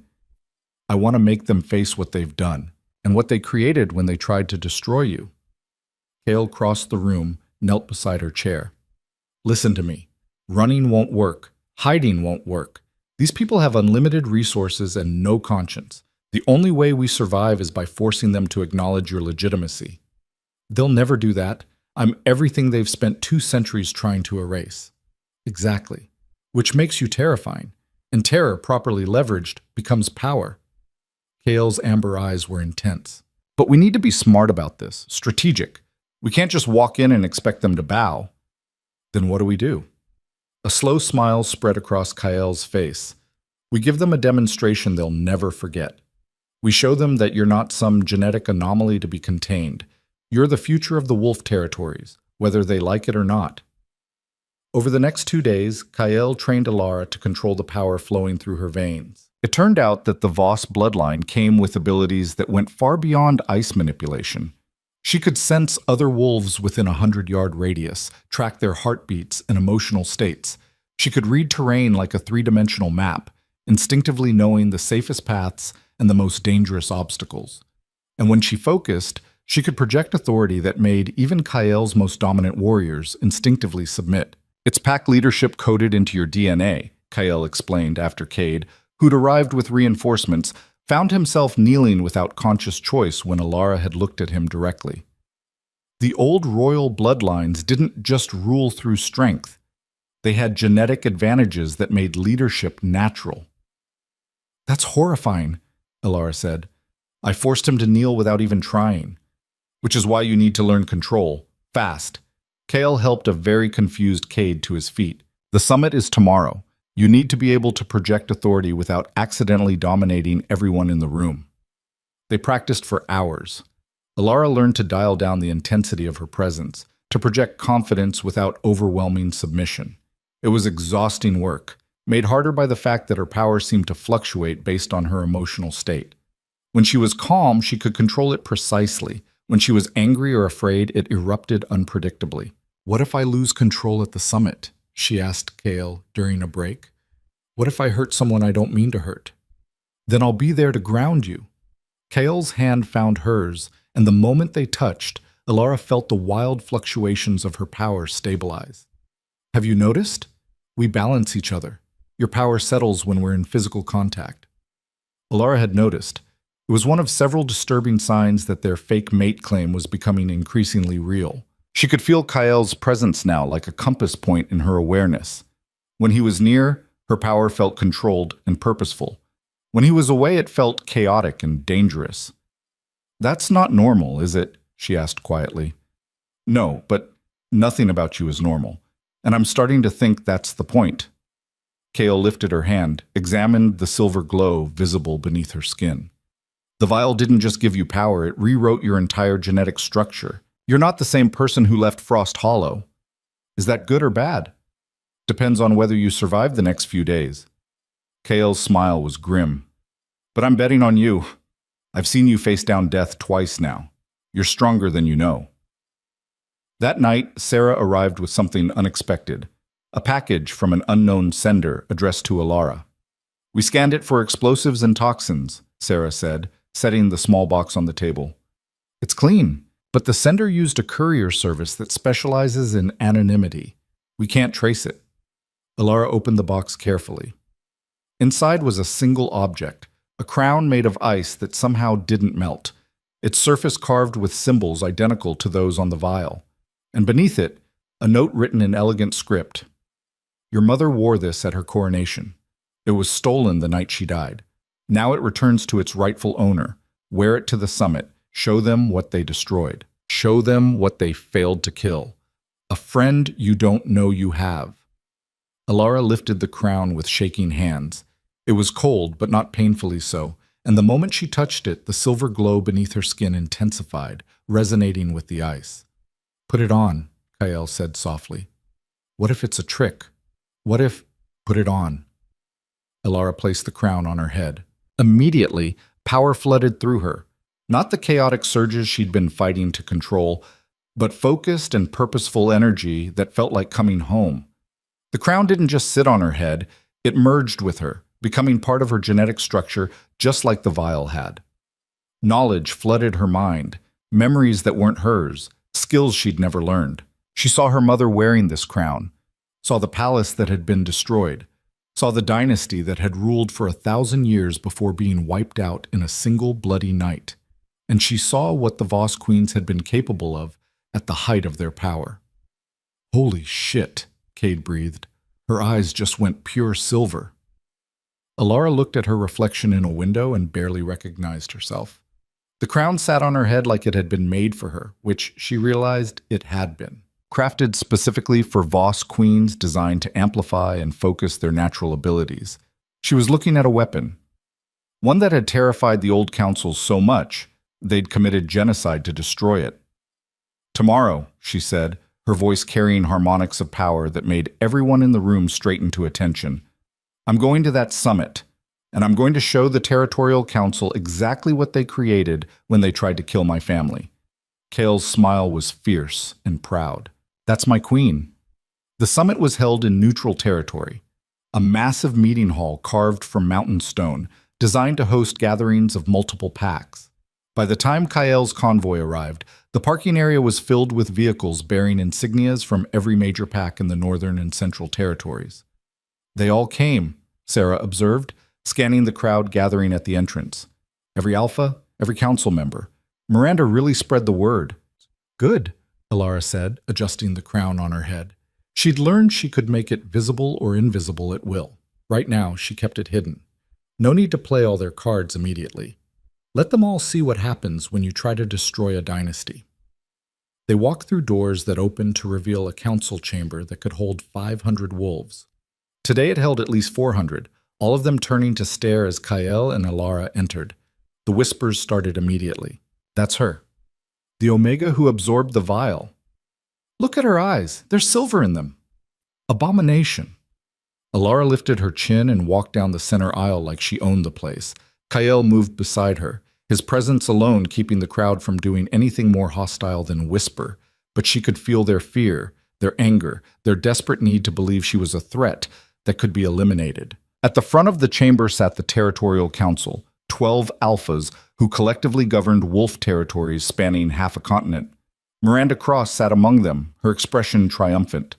The head councilman, an ancient wolf named Victor Stone, gestured for silence. Alpha Draven, you've brought the genetic anomaly as requested. I've brought my mate, Kale said coldly, who is also a direct descendant of the Voss dynasty. Show some respect, councilman. Respect? Miranda laughed. For something created in a laboratory? For a genetic experiment that violates every natural law? I wasn't created in a laboratory, Ilara said, her voice carrying through the chamber without her needing to raise it. I was born to Marcus and Elena Voss. You murdered my mother when I was an infant. You murdered my father 2 years ago. And you tried to erase my entire bloodline because you were afraid of what we represented. We were protecting the natural order, Victor said. The Voss dynasty fell because it had become corrupt and dangerous. Their genetic manipulation, their unnatural powers, were completely natural, a new voice interrupted, and have been documented for over 2,000 years. Everyone turned. Through a side door walked a woman Ilara had never seen before, elderly, with silver hair and eyes that held deep intelligence. She carried herself with authority that rivaled the council members, and several alphas actually stood in deference to her presence. Dr. Sarah Chen, Victor said, and he sounded worried. This is a closed council session, which you opened the moment you started spreading lies about genetic anomalies. Dr. Chen moved to the center of the chamber, pulling out a tablet. I'm the foremost expert on wolf genetics in the world. I've studied bloodlines for 40 years, and I can tell you with absolute certainty that Ilara Voss is not an experiment. She's a miracle. She activated the tablet, projecting data onto screens around the chamber. The Voss bloodline carries genetic markers that predate modern wolf packs by millennia. They're not mutations. They're ancestral traits that most wolves have lost through dilution.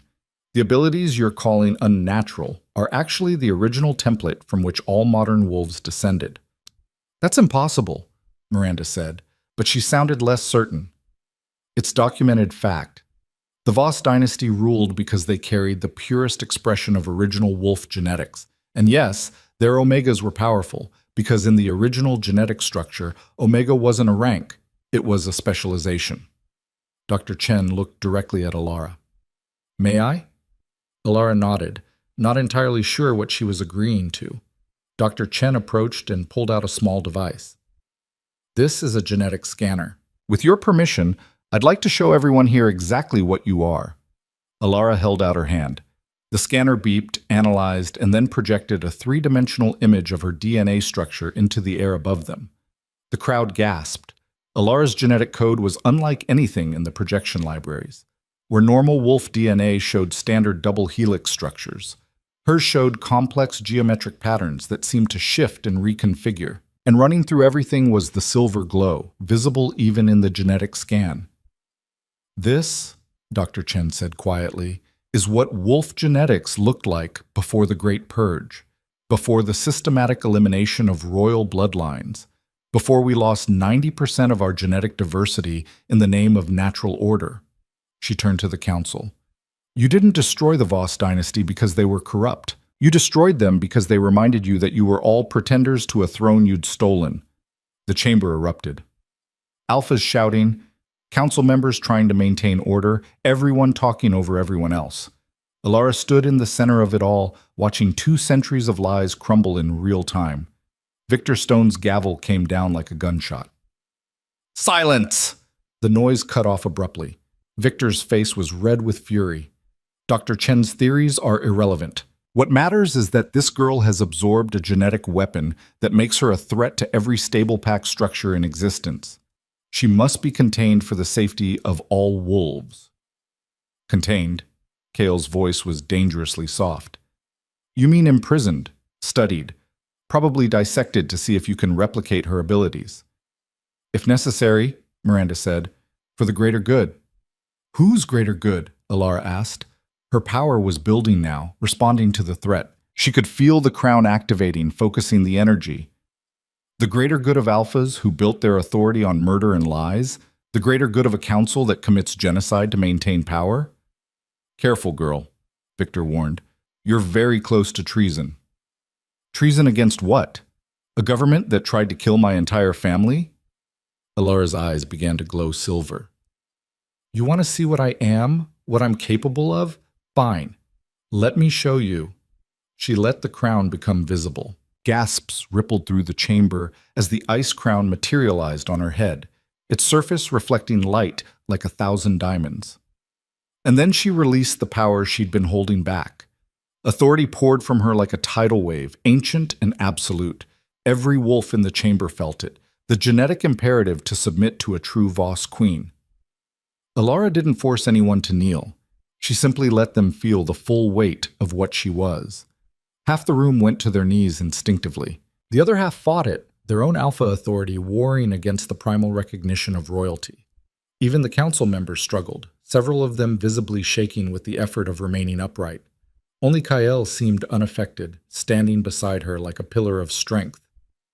"This is what you tried to destroy," Ilara said, her voice carrying harmonics that made the stone walls vibrate.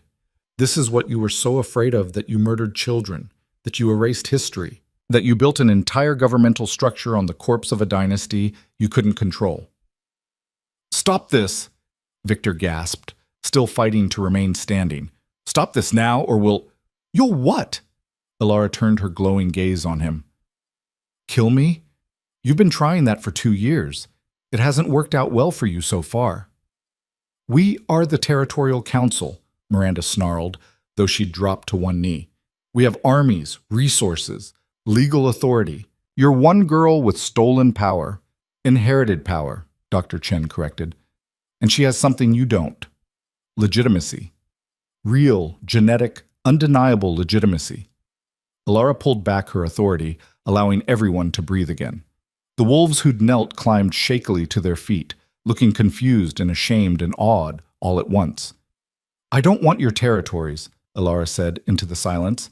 "I don't want to rule over packs or govern councils, but I won't be hunted anymore. I won't be contained or examined or disappeared like my parents were. So here's my offer." She reached into her pocket and pulled out a small device, a data drive that Dr. Chen had prepared for them. "This contains a complete genetic analysis of my bloodline, along with historical documentation that Dr. Chen has verified. It proves everything I've said.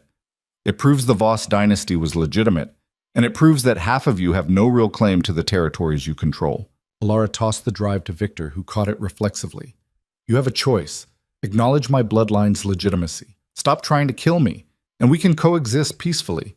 I'll stay in the north, you'll stay out of my way, and we'll all pretend the last 2 centuries didn't happen." "And if we refuse?" Miranda asked. Alara smiled, and it wasn't a nice expression. "Then I release that data publicly. Every pack in existence will know that their alpha's authority is built on fabricated bloodlines. Every omega will learn that they've been systematically suppressed for 200 years, and you'll have a revolution on your hands that makes the Great Purge look like a minor disagreement." The threat hung in the air, absolute and undeniable. Victor looked at the data drive in his hands, then at Alara, then at the council members around him. She could practically see him calculating, weighing the cost of war against the cost of acknowledgement. Finally, he spoke. "The council will need time to review this information, to verify Dr. Chen's analysis, to consult with—" "You have 48 hours, Kael said. "After that, we assume you've made your choice, and we act accordingly." "This is blackmail," Miranda spat. "This is survival," Alara corrected. "Mine and yours. Choose wisely." She turned and walked from the chamber, Kael beside her, the crowd parting before them like water. Behind them, she could hear the explosion of voices as every alpha and council member tried to talk at once. They made it to the convoy before Alara's legs gave out. Kael caught her, pulled her into the vehicle, and held her while she shook from the adrenaline crash. "That was incredible," he murmured against her hair. "Absolutely incredible. Did you see their faces?" "I almost killed everyone in that room," Ilara whispered. "I could feel it. If I'd pushed just a little harder, they all would have submitted completely. And I wanted to, Kael, for just a moment. I wanted to make them all kneel and never get up again." "But you didn't. That's what matters." Kael pulled back enough to look at her. "You controlled it. You made your point, and then you stopped. That's the difference between a tyrant and a queen. I don't feel like a queen. I feel like I'm about to throw up." Kael laughed and kissed her forehead. "Welcome to politics. It gets easier." "Does it?" "No, but you get better at hiding the nausea." They drove back toward the Northern Territories, Sarah reporting in with updates as they traveled. The summit had dissolved into chaos after their departure, with alphas forming factions and council members calling emergency sessions.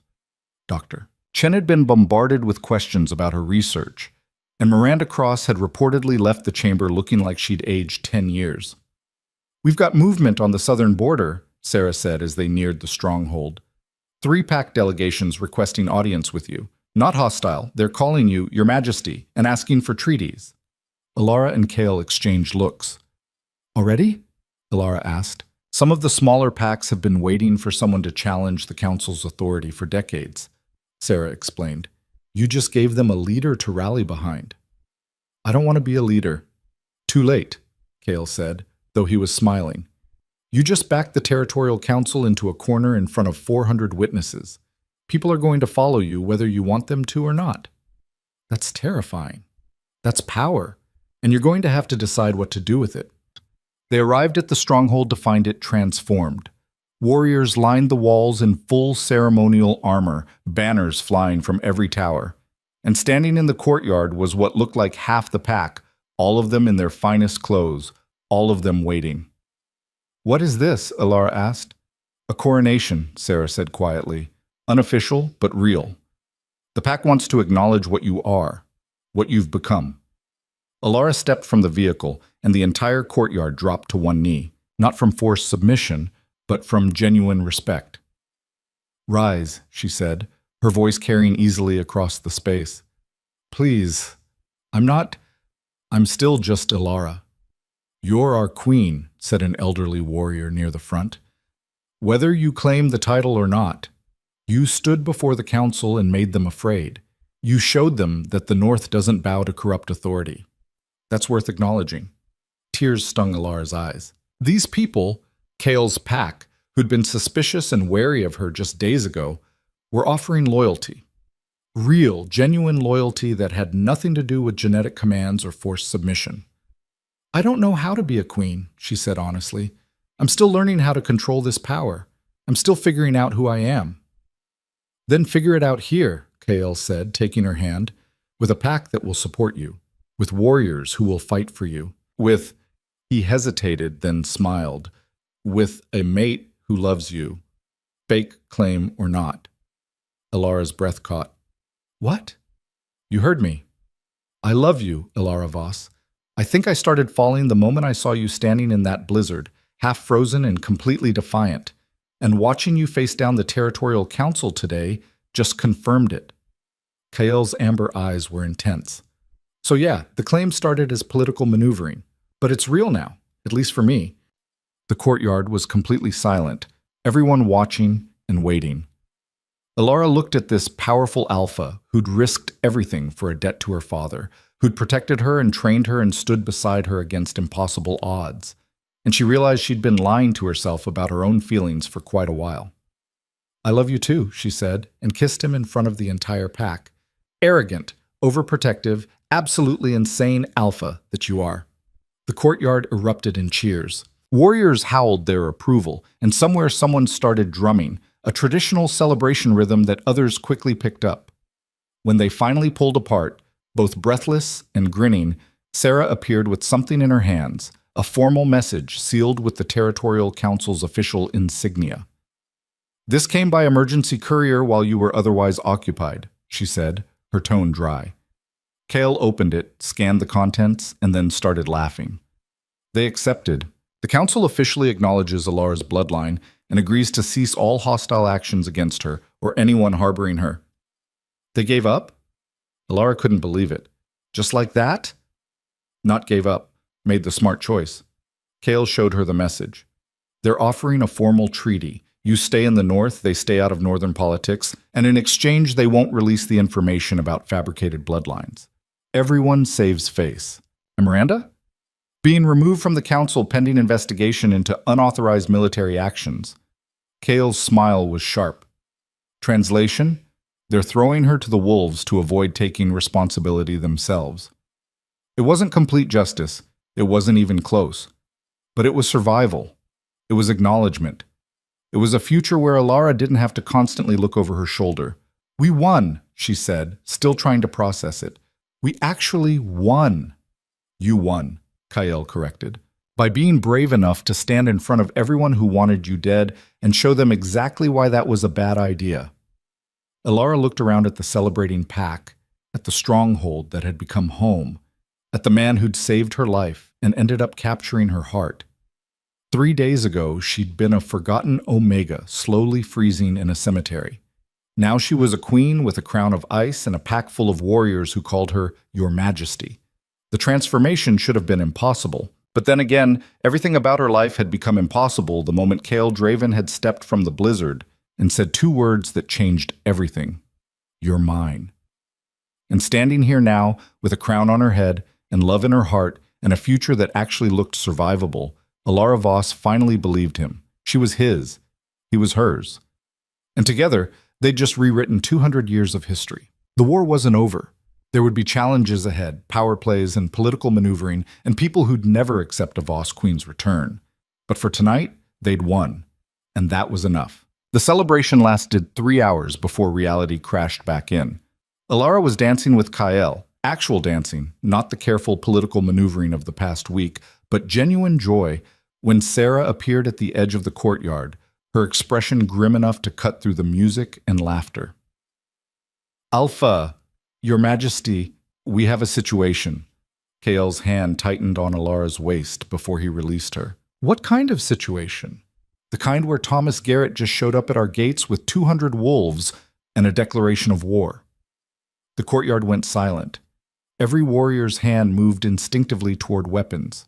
Elara felt her power surge in response to the threat, the crown on her head flaring to brilliant visibility. He's insane, Cade said, appearing from the crowd. The council just acknowledged Elara's legitimacy. Attacking her now is suicide. Unless he knows something we don't, Kyle said grimly. He turned to Sarah. What are his demands? No demands, just a challenge. He's invoking the right of contested authority. Says that Elara's claim to royal bloodline is invalid because she's never proven herself in combat against a recognized alpha. Sarah's jaw was tight. It's an ancient law, technically still on the books. If she refuses the challenge, he can claim she's a pretender. But if she accepts and loses, Elara said quietly, understanding the trap, I'm dead, and Thomas gets to claim he defeated a false queen. Either way, he wins politically. Not if you kill him first, Kyle said, his voice hard. But his eyes, when they met Elara's, showed worry. You've had 6 days of training. Thomas has been alpha for 20 years. He knows every dirty trick in the book. Then I'll learn some new ones. Elara straightened her shoulders, feeling the weight of the crown and the power flowing through her veins. Take me to him. If he wants a demonstration of what a Voss Queen can do, let's give him one he'll never forget. The gates of the stronghold opened to reveal Thomas Garrett standing in the snow with an army at his back. He looked exactly as Elara remembered, brutal, confident, utterly convinced of his own superiority. When he saw her approaching, his smile was pure predatory satisfaction. Little Elara Voss, all dressed up in your stolen crown, playing queen. His voice carried across the open ground between them. Did you really think a few parlor tricks would make the Territorial Council bow to you forever? They're already having second thoughts, especially when they hear how you died screaming. Big talk from a man who murders unarmed trackers in the woods, Elara called back. Her voice didn't shake, and she was proud of that. How did it feel, Thomas? Pushing my father off that cliff? Did you do it yourself, or were you too cowardly to get your hands dirty? Thomas's smile widened. I did it myself. Looked him right in the eyes while he fell. And you want to know the best part? He knew it was coming. Spent his last moments knowing that his daughter would die cold and alone, just like he did.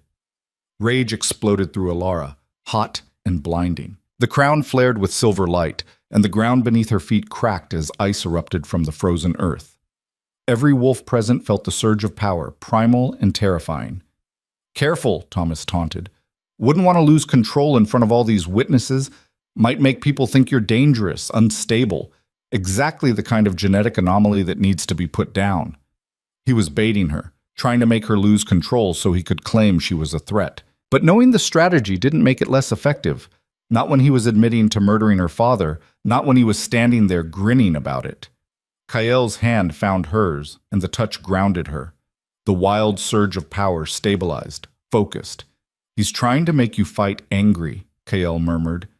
Don't give him that advantage. I'm going to kill him, Alara said, her voice flat. I know, but do it smart. Do it clean. Make it a demonstration that terrifies everyone watching. Alara took a deep breath, pulled herself together, and stepped forward.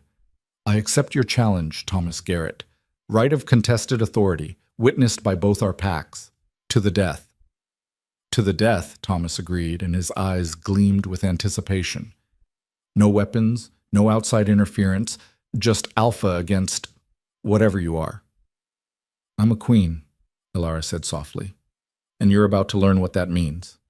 The combat circle was drawn in the snow, a traditional fighting ring 40 feet in diameter.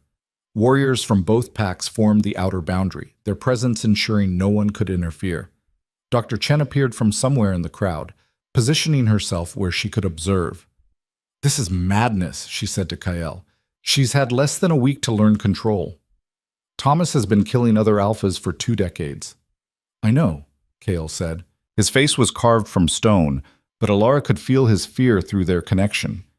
But if I try to stop this, they'll say she hides behind me, that she's not really a queen, just my pet project. So you're letting her walk into a death match. I'm trusting her to be what she is, what she was born to be. Kael's eyes never left Alara as she removed her coat, standing in just her fighting clothes. A survivor, a warrior, a queen who doesn't need anyone to fight her battles. Alara stepped into the circle. Thomas was already there, stripping off his shirt to reveal a body covered in scars, evidence of dozens of fights, dozens of victories. He was massive, easily twice her weight, with muscles built from a lifetime of violence. She was a half-starved Omega who'd learned to fight 6 days ago. The odds were absurd, but the crown on her head pulsed with power, and Alara could feel her mother's memories flowing through her, techniques and strategies from 1,000 years of Voss queens who'd defended their authority with blood and ice. Last chance to run, Thomas said. I'll make it quick if you bow now. Admit you're nothing but a genetic mistake and a liar. You first, Alara said. Thomas lunged. He was fast for his size, crossing the distance between them in a heartbeat. His fist drove toward Alara's face with enough force to shatter bone. She moved on instinct, the combat precognition her father had noticed, showing her exactly where the blow would land, a fraction of a second before it arrived. She wasn't there when his fist fell. She was 3 feet to the left, her own hand coming up to rake across his exposed ribs with fingers that had somehow grown claws of pure ice. Thomas roared more in surprise than pain and spun to face her. Blood dripped from the shallow cuts on his side. Tricks. Parlor tricks. Let's see how they work when I break every bone in your body. He came at her again, faster now, not giving her time to think. Alara fell back on training she shouldn't have, muscle memory from her mother's time flowing through her like water. She dodged, blocked, countered, not trying to match Thomas's strength, but using his own momentum against him. She was learning something terrifying. Her body knew how to fight. The Voss genetic code included combat techniques refined over millennia. She just had to trust it. Thomas landed a hit, a glancing blow to her shoulder that still sent her stumbling. Pain exploded through her arm, but with it came a surge of power. The crown flared, and ice erupted from the ground beneath Thomas's feet, trying to trap him. He shattered it with brute force, sending shards flying. Is that all you've got? Ice tricks? Your mother had the same abilities. Didn't save her when we put a knife in her back. The taunt was designed to enrage her. Instead, it focused her. Because Alara understood something now. Thomas wasn't just here to kill her. He was here to prove that the Voss dynasty deserved extinction, that royal blood meant nothing against brutal strength. He was wrong. Alara stopped retreating. She planted her feet and let her power build, not in wild surges, but in controlled, purposeful waves. The temperature around the circle dropped 20 degrees in seconds. Frost spread from where she stood, creeping across the ground like living crystal. You want to know what makes a queen, Thomas? She asked, her voice carrying over the watching crowd. It's not just power. It's knowing when to use it, how to use it, and against whom. She raised her hands, and the ice responded. Not creating barriers or weapons this time, but something far more insidious, The moisture in the air began to crystallize, forming a fine mist that settled over everything. Thomas laughed. "What's this? Making it foggy? That's your grand strategy?" "No," Alara said. "This is." She clenched her fists, and every molecule of ice in the mist responded simultaneously. The air itself became a weapon, razor-sharp crystals that sliced through skin like invisible knives.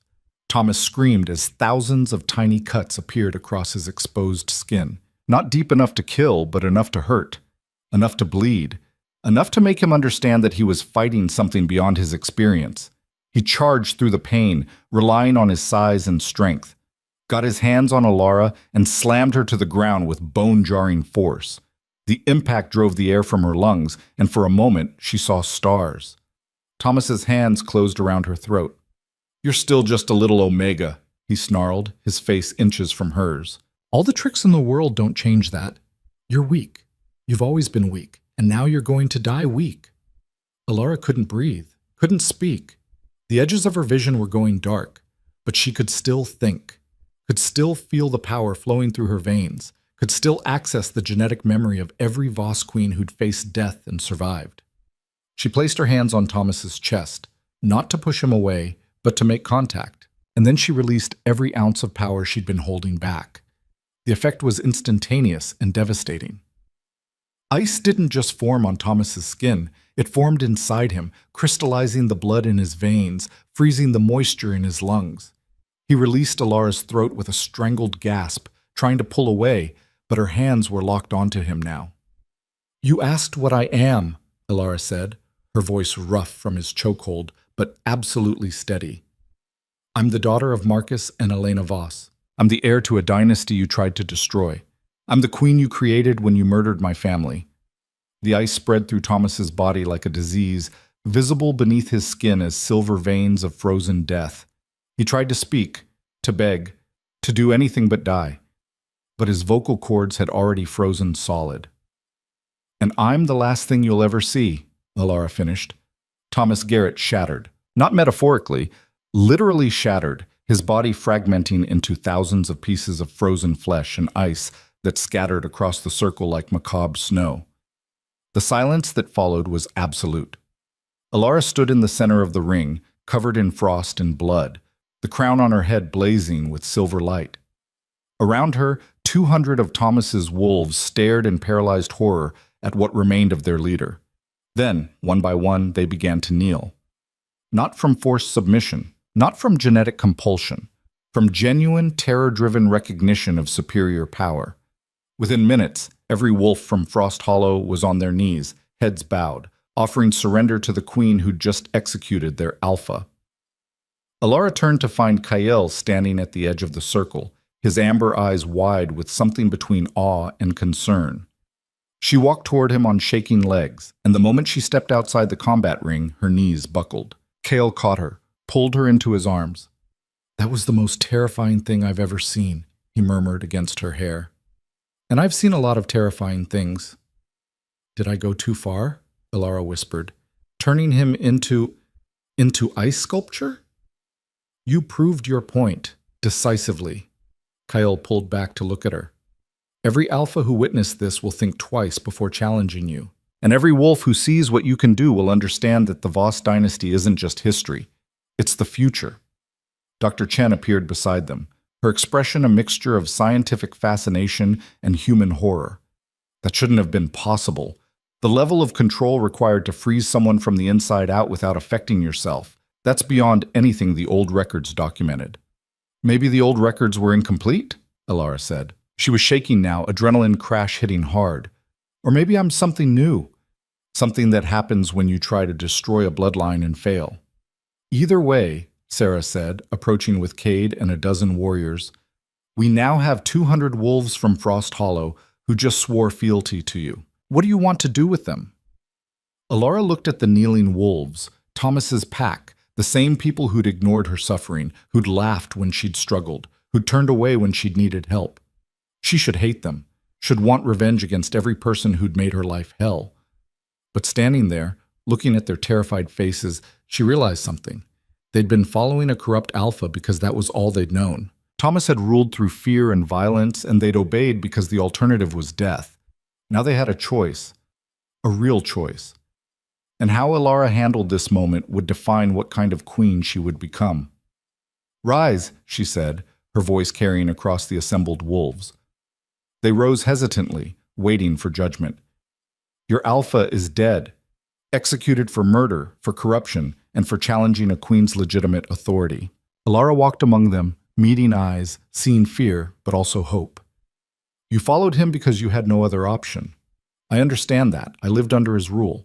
I know what it cost to defy him." She stopped in the center of the group. "So here's what happens now. You have a choice. You can return to Frost Hollow and elect a new alpha, someone who will lead with honor instead of fear. I'll provide resources to help rebuild what Thomas destroyed through his greed. Or," someone asked from the back, "or you can join my pack, not as servants or conquered wolves, but as equals, as people who deserve better than what Thomas gave you." Alara's voice was steady.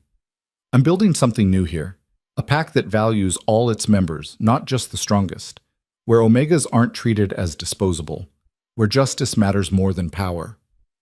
"Why would you offer that to us?" Garrett Jr. stepped forward, the same man who'd tormented Alara in the cemetery. His face was pale, his hands shaking. "We treated you like garbage. We let my father—" His voice broke. "We didn't help you." "No, you didn't," Alara agreed. "But you also didn't have a choice. Your father would have killed anyone who tried." She looked at him directly. "I'm not offering this because I've forgiven you. I'm offering it because I believe people can be better than their worst moments, and because I refuse to become the same kind of leader Thomas was." Garrett Jr.'s eyes filled with tears. He dropped to his knees again, but this time it wasn't from fear. "I'm sorry for everything, for what my father did to you, for what I did to you. I'm so sorry." Around him, other wolves began to kneel, not in submission, but in genuine remorse, and Alara understood that this moment was more powerful than any display of force could be. This was the moment she became a true queen, not by destroying her enemies, but by offering them redemption. "Rise," she said gently, "all of you. If you want to rebuild Frost Hollow, I'll help. If you want to join my pack, you're welcome. Either way, you're free. No more fear, no more tyranny, just choices." The celebration that followed was different from the one earlier, more somber, but also more meaningful. Warriors who'd been enemies hours ago shared food and stories. Frost Hollow wolves mingled with northern pack members, finding common ground. And Alara stood on a balcony overlooking it all, still processing everything that had happened. Kale found her there, draping a warm cloak over her shoulders. "You could have destroyed them, taken Frost Hollow by force, made them all submit." "That's what Thomas would have done." "Yes, and you're not Thomas. You're better." Kale turned her to face him. "You offered mercy to the people who tormented you, redemption to the wolves who followed a murderer. That's not weakness, Alara. That's strength of a kind most alphas never develop." "I just didn't want to become the monster they tried to make me," Alara said quietly. "My father taught me that power without compassion is just tyranny. I want to be better than that." "You are better than that." Kale's hand came up to cup her face. "You're going to be an incredible queen, and I'm going to be right beside you watching it happen." "Is that a promise?" "That's a vow, from a king to his queen." Kale's smile was soft and genuine. "Speaking of which, our mate claim started as political maneuvering, but I think it's time to make it official. Real, permanent." Alara's heart skipped. "Are you asking what I think you're asking?" "I'm asking if you'll have me, not as a political alliance or a strategic partnership, but as an actual mate, someone who loves you and wants to build a future with you." Kale's amber eyes were intense. "So what do you say, Alara Voss? Will you be my queen?" "Only if you'll be my king," Alara said, and kissed him. The official mating ceremony took place 3 days later, witnessed by both packs and representatives from a dozen territories. Dr. Chen officiated, reading from ancient texts that hadn't been used in 2 centuries, the traditional bonding ritual for Voss royalty and their chosen mates. Alara wore her mother's crown and a dress made of ice that somehow never melted, created by her own power, and shaped by Sarah's surprisingly artistic sensibilities. Kael wore the formal armor of the Northern King, black and silver, and absolutely stunning. When they spoke the ancient vows, Alara felt something click into place. Not just emotional connection, but a genuine genetic bond that tied their bloodlines together. It was more than marriage, more than mating. It was the joining of two dynasties, creating something entirely new. By the power vested in me by historical precedent and genetic authority, Dr. Chen said with a smile, I declare you bonded mates, king and queen of the Northern Territories. May your reign be long and your enemies short-lived. The crowd erupted in howls of celebration. Alara and Kael kissed while ice and fire swirled around them, her power and his combining in a display that left everyone breathless. Later, after the ceremony and the feast and the endless congratulations, Alara stood at the highest point of the stronghold, looking out over her territory. From here, she could see for miles the frozen mountains, the dark forests, the scattered lights of packed settlements. It was beautiful, harsh and deadly, but beautiful. Thinking about the future? Kael asked, joining her with 2 glasses of wine. Thinking about how fast everything changed. 3 weeks ago, I was nobody. Now I'm a queen with a territory and a pack, and responsibilities I barely understand. You'll learn. We'll learn together. Kael handed her a glass. And you won't be alone. That's what the mate bond means. You carry half my strength, I carry half your burden. Alara sipped the wine and leaned against him. The council is still going to be a problem. Miranda might be gone, but there are others who will never accept a Voss on any throne. Let them try something. They saw what you did to Thomas. They're not going to risk open conflict anytime soon. What about the wolves who are still suffering under corrupt alphas? The other Omegas who are being treated the way I was? Kael smiled. Are you planning a revolution, Your Majesty? Maybe. Is that allowed? You're a queen. You can do whatever you want. Kael's expression turned serious. But if you're asking whether I'll support you in creating real change, in challenging pack structures that have stood for 2 centuries, the answer is yes. Absolutely yes. Alara turned to face him fully. It won't be easy. We'll make enemies. Powerful ones. We already have powerful enemies. Might as well make them count. A year later, Alara stood in the same spot, but the view had changed dramatically. What had been scattered settlements were now coordinated communities. What had been isolated packs were now a unified Northern alliance. And what had been a corrupt territorial system was now facing its first real challenge in 200 years. The Northern Territories had become a refuge for displaced Omegas, a place where rank mattered less than capability. Alara's reforms had spread to neighboring packs, and while some alphas resisted, others had seen the benefits of treating all pack members with dignity. It wasn't perfect. There were still challenges, still conflicts, still people who wanted the old ways back. But change had begun. Real, lasting change. Alara watched the sunset paint the snow in shades of gold and crimson, her hand resting on her swollen belly.